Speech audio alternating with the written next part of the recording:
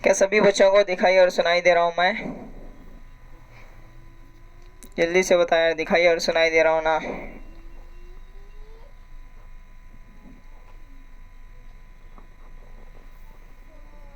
Okay, start करें बेटा lecture.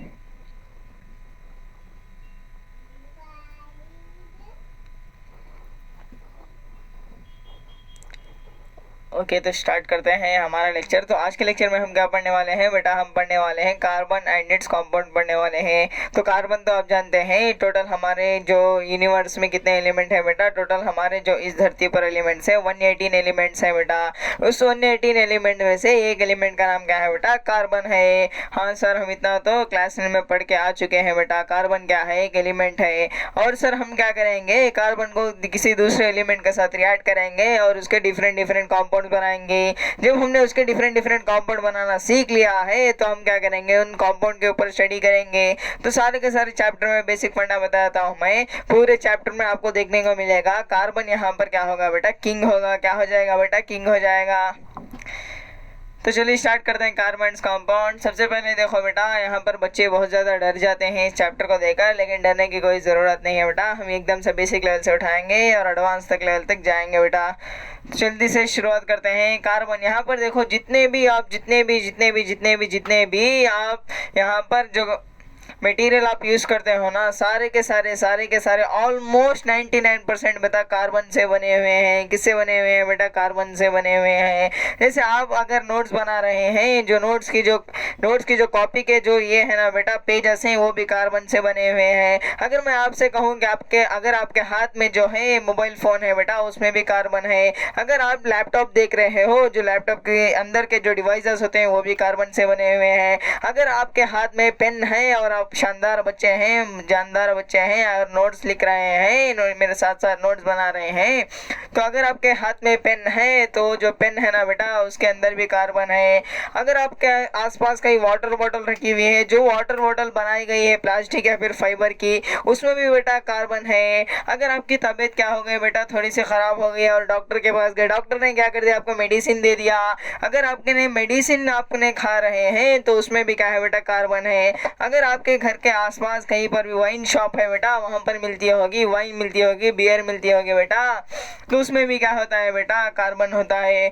मतलब कि ऑलमोस्ट 99% जो मटेरियल आप देख रहे हो अपने डे टू डे लाइफ में बेटा, सारे के सारे किससे बने हुए हैं बेटा? कार्बन से बने हुए हैं।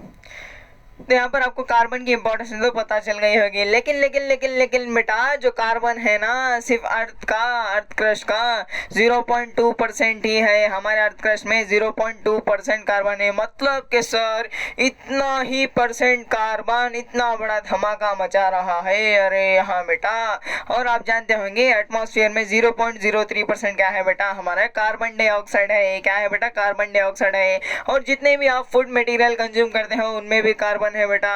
तो आपको पता चल गया होगा कि सर जो कार्बन की इंपॉर्टेंस हमें पता चल गई है। अगर आप कार्बन कंपाउंड्स को बंद करोगे तो आपको क्या मिलेगा? कार्बन डाइऑक्साइड और वाटर मॉलिक्यूल मिलेगा बेटा। क्या मिलेगा बेटा?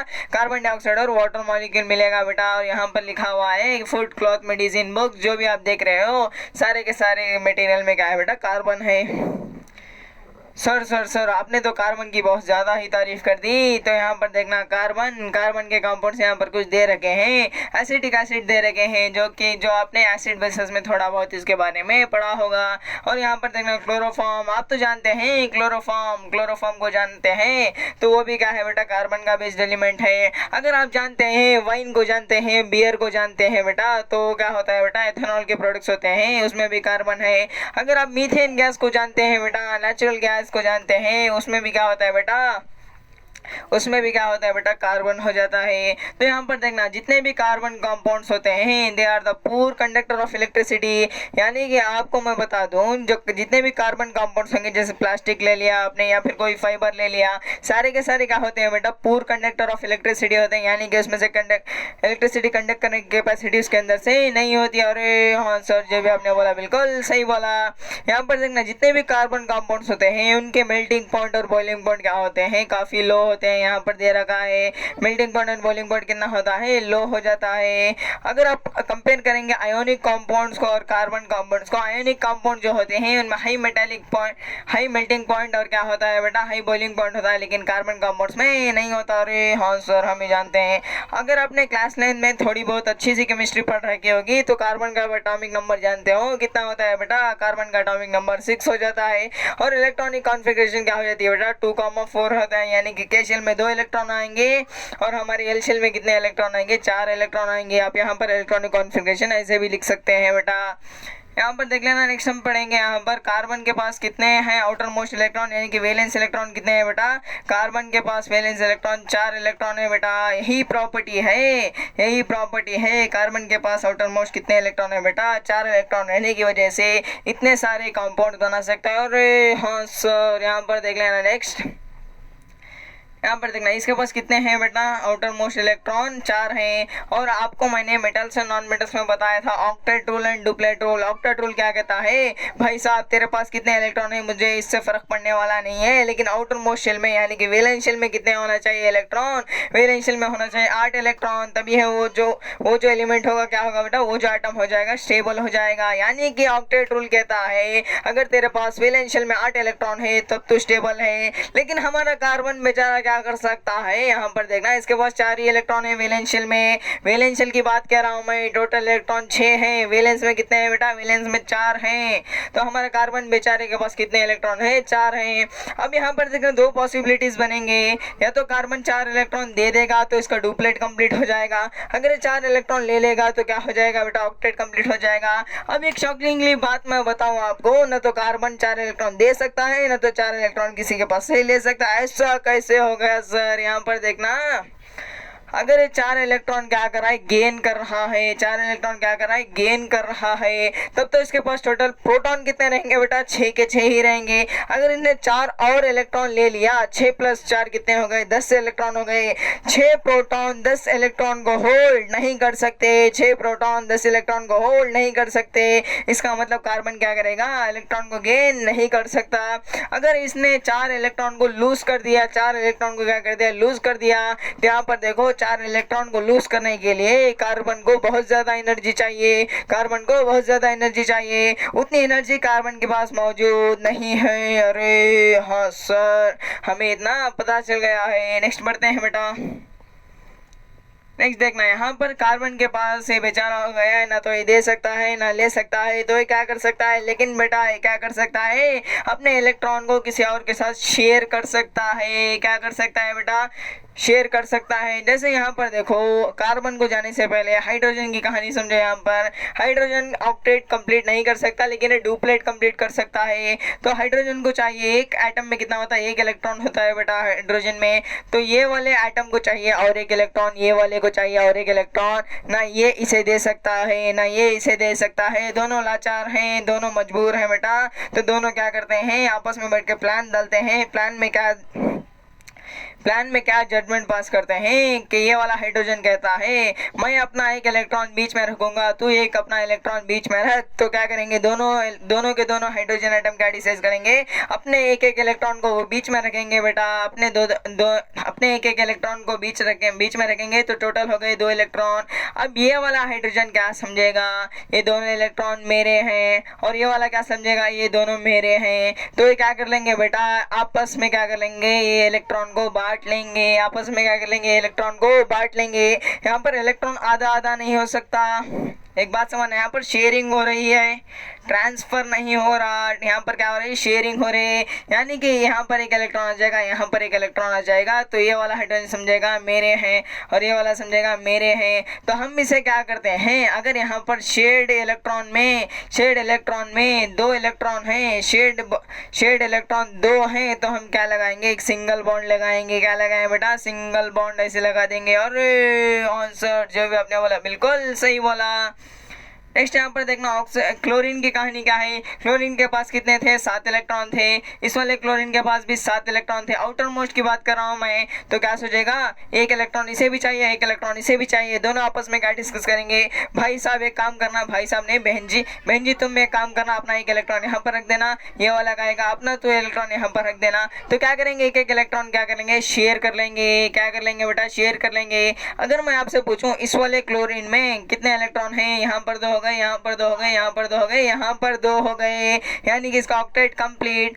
और इसको काउंट नहीं करना था बेटा। अगर मैं इसका पूछूंगा तो इसको काउंट नहीं करना था। अगर इसका पूछूं मैं, यहाँ पर 2 है, यहाँ पर 2 है, यहाँ पर 2 है, यहाँ पर 2 है, यानी इसके पास भी कितने हो गए, इसका भी ऑक्टेट कंप्लीट होगा। और हाँ सर, मतलब ये क्या कर रहे हैं, म्यूचुअल अंडरस्टैंडिंग है बेटा, इनके बीच में क्या है, म्यूचुअल अंडरस्टैंडिंग है, इसलिए म्यूचुअल शेयरिंग कर रहे हैं। और हाँ सर, जो भी आपने बोला बिल्कुल सही बोला। नेक्स्ट यहाँ पर ऑक्सीजन की कहानी देखते हैं। ऑक्सीजन का एटॉमिक नंबर कितना है, 8 है, और इसके पास 6 इलेक्ट्रॉन आउटर मोस्ट में है बेटा। कितने हैं, 6 हैं। चाहिए 8 चाहिए, कितने चाहिए ऑक्टेट कंप्लीट करने के लिए, 8 चाहिए। तो ये वाला ऑक्सीजन कहेगा, अबे साले तू एक काम कर, अपने 2 इलेक्ट्रॉन बीच में रख। ये कहेगा, अबे साले तू भी रख। तो क्या कर देंगे, दोनों 2-2 इलेक्ट्रॉन रख देंगे। क्या करेंगे बेटा, दोनों 2-2 इलेक्ट्रॉन रख देंगे। शेड यहाँ पर देखना, ये वाला ऑक्सीजन इसे अपने इलेक्ट्रॉन समझेगा और ये वाला ऑक्सीजन अपने इलेक्ट्रॉन समझेगा। यहाँ पर समझ की बात चल रही है, एक्चुअल में कुछ नहीं हो रहा बेटा, यहाँ पर ये समझ रहे हैं, इसलिए क्या कर लेगा, ये वाला इसका भी यहाँ पर ऑक्टेट कंप्लीट हो गया। कैसे हो गया सर, इस वाले ऑक्सीजन को देखेंगे तो इसको इग्नोर करेंगे। यहाँ पर 2 है, यहाँ पर 2 है, यहाँ पर 4 है बेटा, टोटल इसके पास 8 हो गए। और इस वाला ऑक्सीजन, ये वाला ऑक्सीजन क्या समझेगा, इसके नहीं है समझेगा, तो इसके है समझेगा। तो यहाँ पर देखा, इसके 2 हो गए, 2 हो गए, यहाँ पर 4 हो गए, यानी कि इसके पास भी 8 हो गए, लेकिन इसके पास भी 8 हो गए। यहाँ पर समझने की बात चल रही है, एक्चुअल में दोनों के पास 8-8 इलेक्ट्रॉन नहीं है, दोनों के पास 8-8 इलेक्ट्रॉन नहीं है। यहाँ पर देखना, शेड इलेक्ट्रॉन में कितने इलेक्ट्रॉन है बेटा, शेड इलेक्ट्रॉन में यहाँ पर 4 हैं। अगर 2 होते तो हम सिंगल बॉन्ड लगाते, अगर 4 है तो हम डबल बॉन्ड लगाएंगे, यानी O डबल बॉन्ड O लगा देंगे। अरे हाँ सर, हमें पता चल गया, अगर यहाँ पर 2 हैं तो सिंगल बॉन्ड लगेगा, अगर यहाँ पर 4 हैं तो डबल बॉन्ड लगेगा, अगर यहाँ पर 6 होते तो ट्रिपल बॉन्ड लगेगा। अरे हाँ सर, जी भी आपने बोला बिल्कुल सही बोला। नेक्स्ट, वाटर मॉलिक्यूल कैसे फॉर्म होता है बेटा, देखो यहाँ पर ऑक्सीजन था, ऑक्सीजन के कितने इलेक्ट्रॉन है बेटा, आउटर मोस्ट शेल में 6 हैं, और हाइड्रोजन में कितने, 1 है। तो ऑक्सीजन को चाहे कि कोई उसे 2 इलेक्ट्रॉन लगा के दे दे, और एक हाइड्रोजन को चाहे कि उसे कोई एक इलेक्ट्रॉन ला के दे दे। तो यहाँ पे देख लेना, ऑक्सीजन क्या करेगा, अपना 1 इलेक्ट्रॉन इसे दे देगा, अपना 1 इलेक्ट्रॉन इसे दे देगा, शेयरिंग कर रहे हैं बेटा। और हाइड्रोजन क्या सोचेगा, अपना ये इलेक्ट्रॉन एक बीच में रख देगा, ये वाला इलेक्ट्रॉन एक बीच में रख देगा, यानी यहाँ पर हाइड्रोजन का डुप्लेट कंप्लीट हो गया, हाइड्रोजन का डुप्लेट कंप्लीट हो गया, 2 इलेक्ट्रॉन हाइड्रोजन को मिल गए। और यहाँ पर इस वाले हाइड्रोजन को भी डुप्लेट कंप्लीट हो गया, क्योंकि ये 2 इलेक्ट्रॉन इसे मिल गए। और ऑक्सीजन क्या समझेगा, ये दोनों इलेक्ट्रॉन मेरे हैं, ये दोनों इलेक्ट्रॉन हाइड्रोजन के मेरे हैं, तो इसका ऑक्टेट कंप्लीट हो जाएगा। यहाँ पर 2 हो गए, यहाँ पर 2 हो गए, यहाँ पर 2 हो गए, यहाँ पर 2 हो गए, यानी कि ऑक्सीजन का ऑक्टेट कंप्लीट, हाइड्रोजन का डुप्लेट कंप्लीट। ऐसे बनता है हमारा वाटर मॉलिक्यूल बेटा। क्या बनता है, वाटर मॉलिक्यूल बनता है। और यहाँ पर शेड एरिया में देखना, शेड एरिया में कितने इलेक्ट्रॉन हैं सर, 2 इलेक्ट्रॉन हैं, यानी सिंगल बॉन्ड लगेगा, सिंगल बॉन्ड लग गया। अगर यहाँ पर 2 हैं तो यहाँ पर भी सिंगल बॉन्ड लगेगा, यानी H बन गया। इसे हम शॉर्टली कैसे लिखते हैं, H2O लिखते हैं। अरे हाँ सर, आज जाके पता चला हमें कि वाटर मॉलिक्यूल कैसे बनता है। अगर यहाँ पर नाइट्रोजन की बात करूँ मैं, नाइट्रोजन के पास कितने आउटर मोस्ट होते हैं बेटा, 5 होते हैं। कितने होते हैं बेटा, 5 होते हैं। ऑक्टेट कंप्लीट करने के लिए और 3 इलेक्ट्रॉन चाहिए। ये वाला नाइट्रोजन बोलेगा इसे, तेरे तू 3 इलेक्ट्रॉन बीच में रख, ये वाला इसे बोलेगा तू तेरे 3 बीच में रख। तो क्या करेगा, 3 इलेक्ट्रॉन क्या कर लेंगे, शेयर कर लेंगे। और ये वाला नाइट्रोजन सोचेगा ये सारे इलेक्ट्रॉन मेरे हैं, तो कितने हो गए, यहाँ पर कितने हो गए बेटा, यहाँ पर 6 हो गए, यहाँ पर 2 हो गए, यानी कि इसका ऑक्टेट कंप्लीट हो गया। और ये वाला नाइट्रोजन क्या सोचेगा, ये सारे के सारे इलेक्ट्रॉन मेरे हैं, तो यहाँ पर इसके 6 हो गए, यहाँ 2 हो गए, तो इसका भी ऑक्टेट कंप्लीट, इसका भी ऑक्टेट कंप्लीट। यहाँ पर देखना, अगर यहाँ पर 2 है शेड एरिया में, 2 इलेक्ट्रॉन है तो सिंगल बॉन्ड लगेगा, 4 है तो डबल बॉन्ड लगेगा, अगर 3 है तो ट्रिपल, अगर यहाँ पर 6 है तो ट्रिपल बॉन्ड लगेगा। अरे हाँ सर, जो भी आपने बोला बिल्कुल सही बोला। अमोनिया में भी सेम केस चलेगा बेटा, ध्यान से पढ़ लेना। यहाँ पर अमोनिया में क्या करेगा, एक हाइड्रोजन 3 हाइड्रोजन आएंगे और 3 इलेक्ट्रॉन को क्या कर देंगे, शेयर कर देंगे। एक हाइड्रोजन इससे शेयर करेगा, एक हाइड्रोजन इसके साथ शेयर करेगा, एक वाला हाइड्रोजन इसके साथ शेयर कर देगा। अरे हाँ सर, जो भी आपने बोला बिल्कुल सही बोला। नहीं, मीथेन, मीथेन का मतलब होता है CH4। कैसे होता है बेटा, यहाँ पर देखना, कार्बन को चाहिए थे 4 इलेक्ट्रॉन, एक हाइड्रोजन को चाहिए थे 1 इलेक्ट्रॉन, यानी 4 हाइड्रोजन लेके आएंगे अपना 1-1 इलेक्ट्रॉन। 4 हाइड्रोजन आ गए अपना 1-1 इलेक्ट्रॉन लेके, तो क्या करेंगे, कार्बन भैया से कहेंगे तुम हमें अपना 1 इलेक्ट्रॉन शेयरिंग के लिए दे दो, हम अपना 1 इलेक्ट्रॉन शेयरिंग के लिए दे देंगे। ये एक हाइड्रोजन ने कहा, ऐसे 4 हाइड्रोजन आके कहेंगे, तो कार्बन क्या सोचेगा, मेरा भी ऑक्टेट कंप्लीट हो जाएगा और बेचारे हाइड्रोजन का भी हाइड्रोजन का भी डुप्लेट कंप्लीट हो जाएगा। तो यहाँ पर क्या करेगा, कार्बन अपना 1 इलेक्ट्रॉन यहाँ रखेगा, 1 यहाँ रखेगा, 1 यहाँ रखेगा, 1 यहाँ रखेगा, और 1-1 हाइड्रोजन क्या करेंगे, अपना 1-1 इलेक्ट्रॉन यहाँ पर बीच में रखते चले जाएंगे। तो ये वाला हाइड्रोजन क्या समझेगा, ये दोनों इलेक्ट्रॉन मेरे हैं, ये वाला मेरे दोनों है, ये वाला मेरे दोनों है, और ये वाला क्या सोचेगा, ये दोनों मेरे हैं। तो यहाँ पर हाइड्रोजन का डुप्लेट कंप्लीट हो गया है। और यहाँ पर एक कार्बन क्या सोचेगा, बेटा ये सारे के सारे इलेक्ट्रॉन मेरे हैं। यहाँ पर सोचने की बात चल रही है, लेकिन एक्चुअल में ऐसा होना पॉसिबल नहीं है बेटा। यहाँ पर म्यूचुअल अंडरस्टैंडिंग है। यहाँ पर कार्बन क्या सोचेगा बेटा, ये पूरे के पूरे इलेक्ट्रॉन मेरे हैं। तो ये क्या करेगा बेटा, ये क्या करेगा, यहाँ पर इसके 2 हो गए, यहाँ पर इसके 2 हो गए, यहाँ पर इसके 2 हो गए, यहाँ पर इसके 2 हो गए, यानी कि टोटल कितने हो गए, 8 हो गए, यानी कि इसका ऑक्टेट कंप्लीट हो गया। समझ में आ गई होगी बेटा बात। यहाँ पर देख लेना, यहाँ पर देख लेना।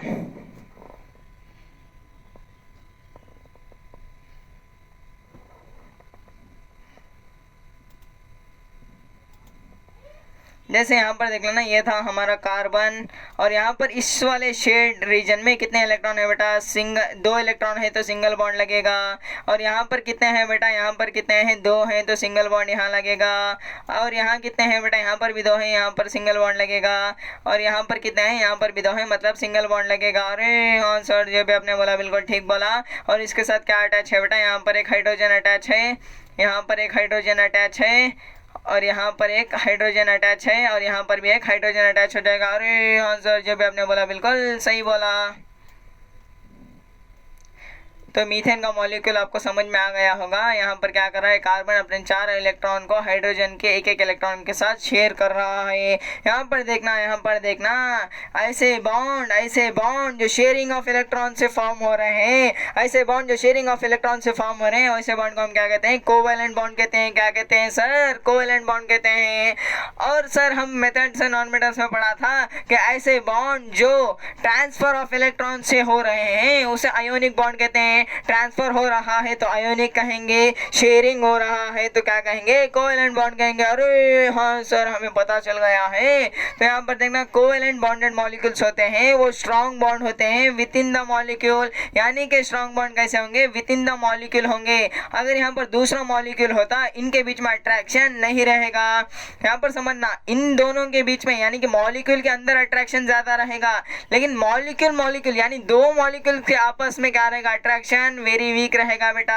यहाँ पर लिखा वेरी वीक रहेगा। और इस वजह से इनके low melting point and low boiling point रहते हैं। कार्बन कंपाउंड्स के low melting point and low boiling point रहते हैं। कोवैलेंट बॉन्ड आपको पता चल गया होगा। ऐसे बॉन्ड जो शेयरिंग ऑफ इलेक्ट्रॉन से हो रहे हैं उसे हम क्या कहेंगे, कोवैलेंट बॉन्ड कहेंगे। और यहाँ पर देखना, यहाँ पर देखना, आयोनिक बॉन्ड में क्या हो रहा था बेटा, आयोनिक बॉन्ड में चार्ज फॉर्म हो रहा था। आयोनिक बॉन्ड में चार्ज फॉर्म हो रहा था, इसलिए क्या कर रहा था वो, चार्ज फॉर्म होने की वजह से आयोन्स फॉर्म हो रहे थे। आयोन्स फॉर्म होने की वजह से क्या कर रहा था, इलेक्ट्रिसिटी को कंडक्ट कर रहा था। लेकिन इस वाले केस में, कोवैलेंट बॉन्ड के केस में कोई भी चार्ज नहीं है, कोई भी चार्ज नहीं है, यानी कि कोई भी आयोन नहीं है। कोई भी आयोन नहीं रहने की वजह से इलेक्ट्रिसिटी को कंडक्ट नहीं कर सकता। अरे हाँ सर, हमें ये वाली चीज पता चल गई है। नेक्स्ट यहाँ पर देखना, एलोट्रोप्स ऑफ कार्बन, यानी कि कार्बन के डिफरेंट फॉर्म हैं। जैसे कि यहाँ पर देख लेना, डायमंड हो गया, ग्राफाइट हो गया, और ये हो गया हमारे पास फ्लोरीन्स हो गया। क्या हो गया बेटा, फ्लोरीन्स हो गया। तीनों की तीनों एक्सप्लेन करता हूँ। यहाँ पर देख लेना, डायमंड, यहाँ पर देखना, एक एक्टिविटी आपको पिछली क्लासेस में या फिर कोई दूसरे क्लासेस में आपको सुनाई गई होगी। जो ग्राफाइट होता है वो क्या करता है, इलेक्ट्रिसिटी को कंडक्ट करता है, और जो आपके पास ये डायमंड होता है इलेक्ट्रिसिटी को कंडक्ट नहीं करता। अरे हाँ सर, ये चीज़ हम जानते हैं। डायमंड के पास देखना, डायमंड कैसा होता है, डायमंड का स्ट्रक्चर कुछ ऐसा होता है। डायमंड का स्ट्रक्चर कुछ ऐसा होता है। एक कार्बन जो है है क्या करता है, चार और कार्बन के साथ क्या करता है, अटैच कर लेता है। एक कार्बन चार और कार्बन के साथ अटैच कर लेता है। और यहाँ पर देखना ये 3 डायमेंशनली स्ट्रक्चर यहाँ पर दिखाया गया है और ये काफ़ी मजबूत होता है बेटा स्ट्रक्चर, इसलिए हम कह सकते हैं डायमंड को hardest substance of the earth कह सकते हैं। और यहाँ पर देखना ग्राफाइट में क्या होता है बेटा, यहाँ पर 4 के साथ ज्वाइन था, क्या था, 4 यानी 4, एक कार्बन 4 कार्बन के साथ अटैच था, लेकिन ग्राफाइट में क्या होता है बेटा 3 अदर कार्बन के साथ ज्वाइन होता है। कितने कार्बन के साथ, 3 और कार्बन के साथ ज्वाइन होता है। यानी कि अभी भी यहाँ पर एक बॉन्ड जो है बचा हुआ है। यहाँ पर क्या था, 4 के 4 बॉन्ड भी यहाँ पर कार्बन के साथ अटैच हो चुके थे, लेकिन इस केस में 3 के साथ अटैच हो चुका है, एक और बॉन्ड बच चुका है। इसलिए क्या करता है बेटा, यहाँ से इलेक्ट्रिसिटी कंडक्ट करता है, इलेक्ट्रिसिटी इसलिए कंडक्ट करता है। ये वाली चीज़ आपको पता चल गई होगी और इसका ऐसा स्ट्रक्चर होता है बेटा। और यहाँ पर देखना diamond and graphite has different physical properties, यानी कि डायमंड और ग्राफाइट में फिजिकल प्रॉपर्टीज डिफरेंट रहेंगे। जैसे डायमंड क्या है, सबसे हार्डेस्ट सब्सटेंस है, और ग्राफाइट क्या है बेटा, ग्राफाइट जो है स्मूथ सब्सटेंस है बेटा, और ये शाइनी नेचर में होता है, ये वाला शाइनी नेचर में नहीं होता। यहाँ पर देखना ये जो है ये गुड कंडक्टर नहीं होता इलेक्ट्रिसिटी का, ये जो है very very very very very very good conductor of electricity होता है। और यहाँ पर देखना सिंथेटिक डायमंड मतलब हम नकली डायमंड बना रहे हैं बेटा, क्या कर रहे हैं, हम नकली डायमंड बना रहे हैं। कैसे बनाएंगे सर, हम क्या करेंगे, सबसे पहले कार्बन लेंगे, कार्बन को हम क्या करेंगे, high temperature and high pressure में रख देंगे। कार्बन को क्या करेंगे, high temperature and high pressure में रख देंगे, तो ये क्या बन जाएगा बेटा, ये स्मॉल स्मॉल स्मॉल स्मॉल क्या बन जाएंगे, डायमंड बन जाएंगे, और बिल्कुल सिमिलर होंगे नेचुरल डायमंड के जैसा। समझ में आ गया होगा बेटा। फ्लोरीन्स क्या होता है बेटा, ऐसे 60 कार्बन का एक स्ट्रक्चर होता है बेटा, जो फुटबॉल के शेप में होता है बेटा। कैसा होता है, फुटबॉल के शेप में होता है, इसमें 60 कार्बन आते हैं बेटा, ऐसे वाला इसका स्ट्रक्चर होता है। यहाँ पर देखना वर्टिसल नेचर ऑफ कार्बन, यहाँ पर देखना कार्बन के पास 2 ऐसे प्रॉपर्टीज हैं जिसकी वजह से इतने ज़्यादा वो कंपाउंड्स बना सकता है। सर पहली प्रॉपर्टी है कैटिनेशन, दूसरी प्रॉपर्टी है टेट्रावेलेंसी। सर कैटिनेशन क्या होता है, कैटिनेशन का मतलब कार्बन क्या कर सकता है, अपने ही कार्बन के साथ बॉन्ड बना सकता है। वो वाला कार्बन दूसरे कार्बन के साथ बॉन्ड बनाएगा, वो वाला कार्बन दूसरे कार्बन के साथ बॉन्ड बनाएगा। यानी कि क्या कर सकता है, कार्बन के पास एक यूनिक एबिलिटी होती है कि वो अपने ही जैसे कार्बन के साथ लॉन्ग चेन बनाएगा। क्या बनाएगा बेटा, लॉन्ग चेन बनाएगा। इसी वाली प्रॉपर्टी को हम क्या कहते हैं, कैटिनेशन कहते हैं। टेट्रावेलेंसी का मतलब होता है कार्बन की वैलेंसी कितनी है, 4 है, कार्बन की वैलेंसी कितनी है, 4 है। तो ये क्या करेगा, 4 वैलेंसी रहने की वजह से 4 मोनोवैलेंट एटम के साथ अटैच कर लेगा, 4 मोनोवैलेंट एटम के साथ अटैच कर लेगा। यहाँ पर देखना कैटिनेशन का मतलब ability of a carbon to form a bond with other atoms of a carbon, यानी कि कार्बन क्या कर सकता है, अपने जैसे कार्बन के साथ अटैच हो सकता है और लॉन्ग चेन बना सकता है बेटा। यहाँ पर देखना ये जो चेन है बेटा, ये क्या हो सकती है, लीनियर हो सकती है कुछ इस कदर, या फिर ब्रांचेस निकल सकते हैं ऐसे का। ये वाला कार्बन देख लेना, यहाँ पर एक स्ट्रेट चेन भी है, इसमें से ब्रांचेस निकले हुए हैं, ऐसे ब्रांच चेन भी हो सकती है, या फिर कुछ ऐसे रिंग साइकिल में भी हो सकते हैं बेटा। यहाँ पर देखना साइक्लिक कंपाउंड्स कहते हैं, इसे हम क्या कहते हैं, साइक्लिक कंपाउंड्स कहते हैं।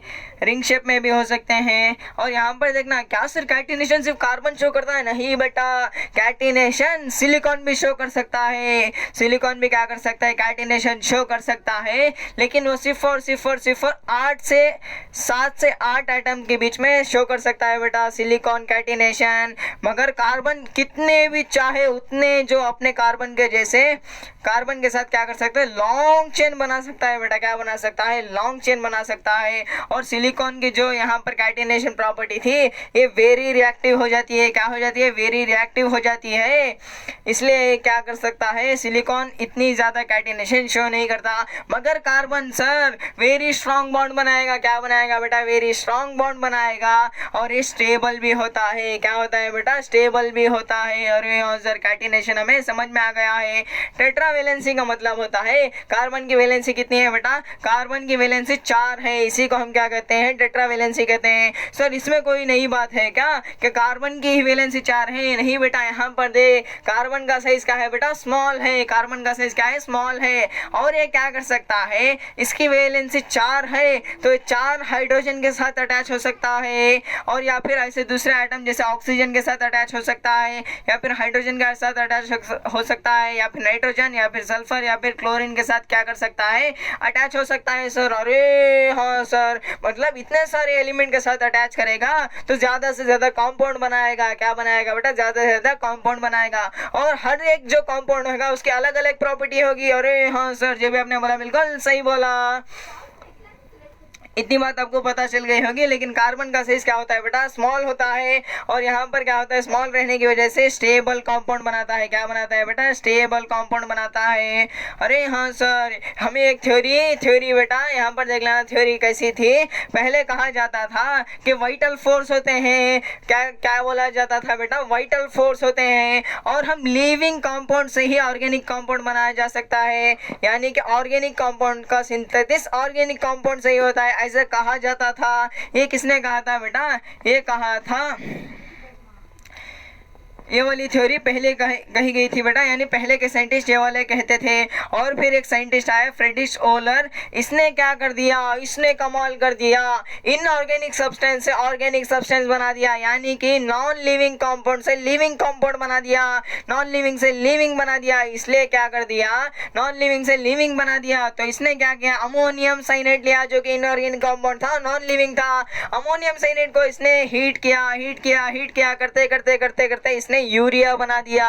यूरिया आप जानते हैं एक ऑर्गेनिक कंपाउंड होता है और एक लिविंग कंपाउंड होता है। अरे हाँ सर, हमें ये वाली थ्योरी समझ में आ गई है। पहले कहा जाता था कि वाइटल फोर्स होते हैं ऑर्गेनिक कंपाउंड को बनाने के लिए, और लिविंग से लिविंग बना सकते हैं, ऑर्गेनिक से ऑर्गेनिक बना सकते हैं। लेकिन इस वाले साइंटिस्ट ने तो कमाल कर दिया, नॉन लिविंग से लिविंग कंपाउंड बना के कमाल कर दिया। यानी कि इसने आने वाले साइंटिस्ट को क्या कर दिया? एक रास्ता दिखा दिया कि आप ऑर्गेनिक केमिस्ट्री में ऑर्गेनिक कंपाउंड को कुछ ऐसे तरीके से भी बना सकते हैं। अरे हाँ सर, यहाँ पर देख लेना। तो हम पढ़ेंगे saturated and unsaturated compound. Sir saturated का मतलब क्या होता है बेटा? सैचुरेटेड कंपाउंड का मतलब यह होता है, समझो तुम्हारे पास 2 कार्बन थे, 2 कार्बन के बीच में सिर्फ एक बॉन्ड है। 2 कार्बन के बीच में अगर एक बॉन्ड है तो उसे हम कहेंगे सैचुरेटेड कंपाउंड्स। क्या कहेंगे बेटा? सैचुरेटेड कंपाउंड कहेंगे। कार्बन कार्बन के बीच में कितने बॉन्ड होने चाहिए? कार्बन कार्बन के बीच में सिर्फ एक बॉन्ड होनी चाहिए, तो हम उसे कहेंगे सैचुरेटेड कंपाउंड। अरे हाँ सर, हमें पता चल गया कि अगर कोई ऐसा कंपाउंड है जिसमें कार्बन कार्बन के बीच में सिंगल बॉन्ड है तो हम उसे कहेंगे सैचुरेटेड कंपाउंड। जैसे यहाँ पर देख लेना, इस वाले स्ट्रक्चर को हम कहते हैं ईथेन कहते हैं। क्या कहते हैं बेटा? ईथेन कहते हैं। ईथेन में देखना यहाँ पर शेड एरिया में कितने हैं बेटा? कार्बन कार्बन के बीच में देखना चाहिए, हमेशा कह रहा हूँ कार्बन कार्बन के बीच में सिंगल बॉन्ड होनी चाहिए बेटा। कार्बन कार्बन के बीच में देखेंगे तो शेड एरिया में 2 इलेक्ट्रॉन है, यानी कि सिंगल बॉन्ड है। और हाँ सर, अगर सिंगल बॉन्ड है तो इसका स्ट्रक्चर हम ऐसे भी ड्रॉ कर सकते हैं बेटा। अगर सिंगल बॉन्ड है तो हम क्या कहेंगे? सैचुरेटेड कंपाउंड कहेंगे। सर हमें पता चल गया है। सर ये वाला स्ट्रक्चर से हमने ये वाला स्ट्रक्चर कैसे बनाया? यहाँ पर देखो, यहाँ पर कितने थे बेटा? कार्बन कार्बन के बीच में 2 इलेक्ट्रॉन थे तो सिंगल बॉन्ड लगेगा। यहाँ पर कितने थे? 2 थे तो यहाँ पर सिंगल बॉन्ड लगेगा। यहाँ पर 2 थे तो यहाँ पर सिंगल बॉन्ड लगेगा। यहाँ पर 2 थे तो यहाँ पर सिंगल बॉन्ड लगेगा। नेक्स्ट यहाँ पर 2 थे तो यहाँ पर सिंगल बॉन्ड, 2 है तो सिंगल बॉन्ड लगेगा, 4 है तो डबल बॉन्ड लगेगा, 6 है तो ट्रिपल बॉन्ड लगेगा। अरे हाँ सर, ये तो आपने कह रखा था। नेक्स्ट यहाँ पर देखना, यहाँ पर भी देखना, यहाँ पर कितने हैं? 2 है तो सिंगल बॉन्ड लगेगा, 2 है तो सिंगल बॉन्ड लगेगा, यानी कार्बन कार्बन के बीच में सिंगल बॉन्ड है तो ऐसे कंपाउंड को हम क्या कहते हैं? सैचुरेटेड कंपाउंड कहते हैं।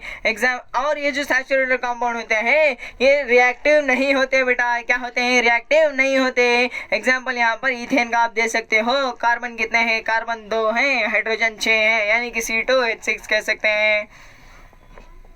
नेक्स्ट अनसैचुरेटेड कंपाउंड्स किसे कहेंगे? यहाँ पर देख लेना, अनसैचुरेटेड कंपाउंड्स हम अनसैचुरेटेड कंपाउंड हम किसे कहेंगे बेटा? ऐसे कंपाउंड जिसमें कार्बन कार्बन के बीच में या तो डबल बॉन्ड होनी चाहिए या तो ट्रिपल बॉन्ड होनी चाहिए। कार्बन कार्बन के बीच में डबल बॉन्ड होनी चाहिए या फिर ट्रिपल बॉन्ड होनी चाहिए। ऐसे कंपाउंड को हम क्या कहते हैं? अनसैचुरेटेड कंपाउंड कहते हैं। अरे हाँ सर जी, आपने बोला बिल्कुल ठीक बोला। तो यहाँ पर देखना ना, ये जो होते हैं ज्यादा रिएक्टिव होते हैं। ये क्या होते हैं? ज्यादा रिएक्टिव होते हैं। सैचुरेटेड का मतलब कार्बन कार्बन के बीच में सिंगल बॉन्ड लगेगी। अनसैचुरेटेड का मतलब कार्बन कार्बन के बीच में या तो डबल बॉन्ड लग सकती है या तो ट्रिपल बॉन्ड लग सकती है और ये ज्यादा रिएक्टिव होते हैं। जैसे यहाँ पर एग्जांपल देख लेना, यहाँ पर कितने हैं बेटा? शेड एरिया में इलेक्ट्रॉन 4 हैं, मतलब डबल बॉन्ड लगेगी यानी कि अनसैचुरेटेड हो जाएगा।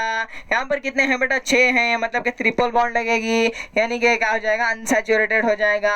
इस वाले स्ट्रक्चर का नाम है ईथीन कहेंगे। क्या कहेंगे? ईथीन कहेंगे। और इसे क्या कहेंगे? ईथेन कहेंगे। दोनों में स्पेलिंग में डिफरेंस याद रख लेना। यहाँ पर ई आ रहा है, यहाँ पर वाई आ रहा है, कंफ्यूज होने की जरूरत नहीं है। नेक्स्ट यहाँ पर देखना चेन ब्रांचेस एंड रिंग। यहाँ पर देख लेना, जूम करके बता देता हूँ आपको।